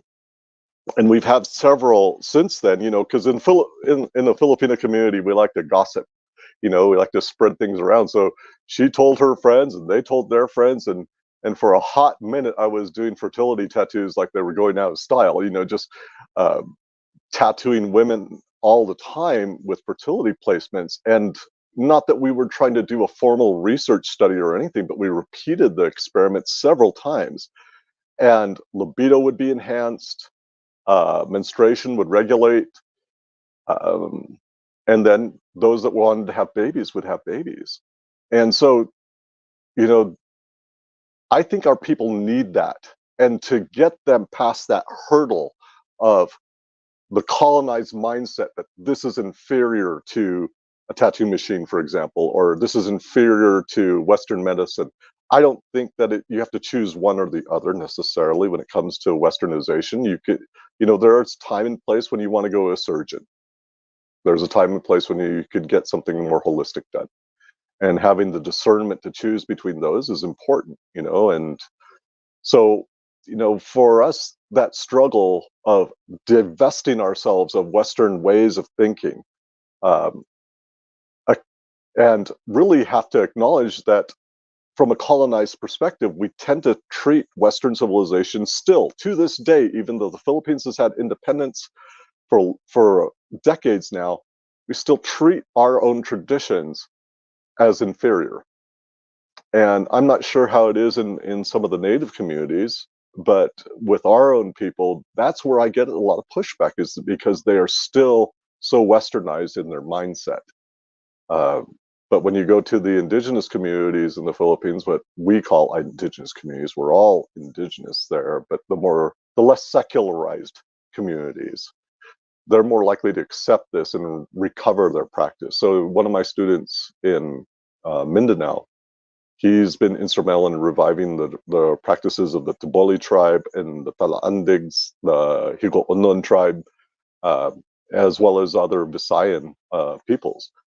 So there's still a lot of work to do. Sorry, I think I'm probably rambling at this point. But again, the more that we do our practices, we set a precedent.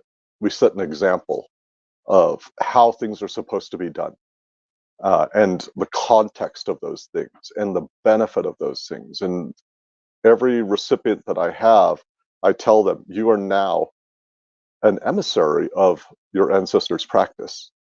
You got to receive markings in the same way they did. As my teacher, Kione, says, you can experience something that your ancestors felt hundreds, if not thousands of years ago. And how powerful is that? Now you are the emissary of that practice, and you can go out and share this. I sometimes despair a little bit because I don't, and maybe this is just me being a little bit pessimistic, or maybe realistic, if you will, but I don't think that that shift among modern Filipinos is going to happen within my lifetime. Maybe in my students' lifetimes or their apprentices' lifetimes, you know, but with such a huge population and such a huge diversity, it's going to take time for that to become mainstream again. You go to Aotearoa, you go to Samoa, you know, places where tattooing is common and accepted for the most part. You know, the attitude is different. I think that it would be just wonderful if all Indigenous peoples were able to wear their ancestors' markings again, and with the full pride and the full acceptance by a greater community, and that the greater community, including, you know, European people and people outside of our cultures, can also have that understanding. I've had several people that are outside of our culture that are of European descent that will tell Filipinos about our practice. We'll tell them, hey, did you hear about this woman in the Philippines that she's over 100 years old and tattoos, and sometimes our biggest advocates are people outside of our community. And so I think forums like this, where we're educating a broader audience, is beneficial to everybody. Everybody benefits the more that we educate others. And so thank you again for this opportunity to share, and hopefully that pushback becomes less and less over time with all of us working together. Well, I just want to say thank you so much, Lane, and thank you also to Stacy and Tobias, and to those of you who are still here. I know we went a little bit late, and some people have moved on to their other commitments on a Sunday evening. So if it's okay with everyone, maybe we can wrap things up for today. But I hope that our panelists, now that you've met in this virtual or real life forum, will stay in touch with each other, continue to learn from each other. And yeah, I think I'm just so grateful for all of you for being so open, so generous, and so sharing. And I think the real goals, you know, there's been a lot of really powerful statements that I feel are about healing together, that were really, I don't know, really profoundly moving. And I was really happy to that the gallery could present this event today. Thanks.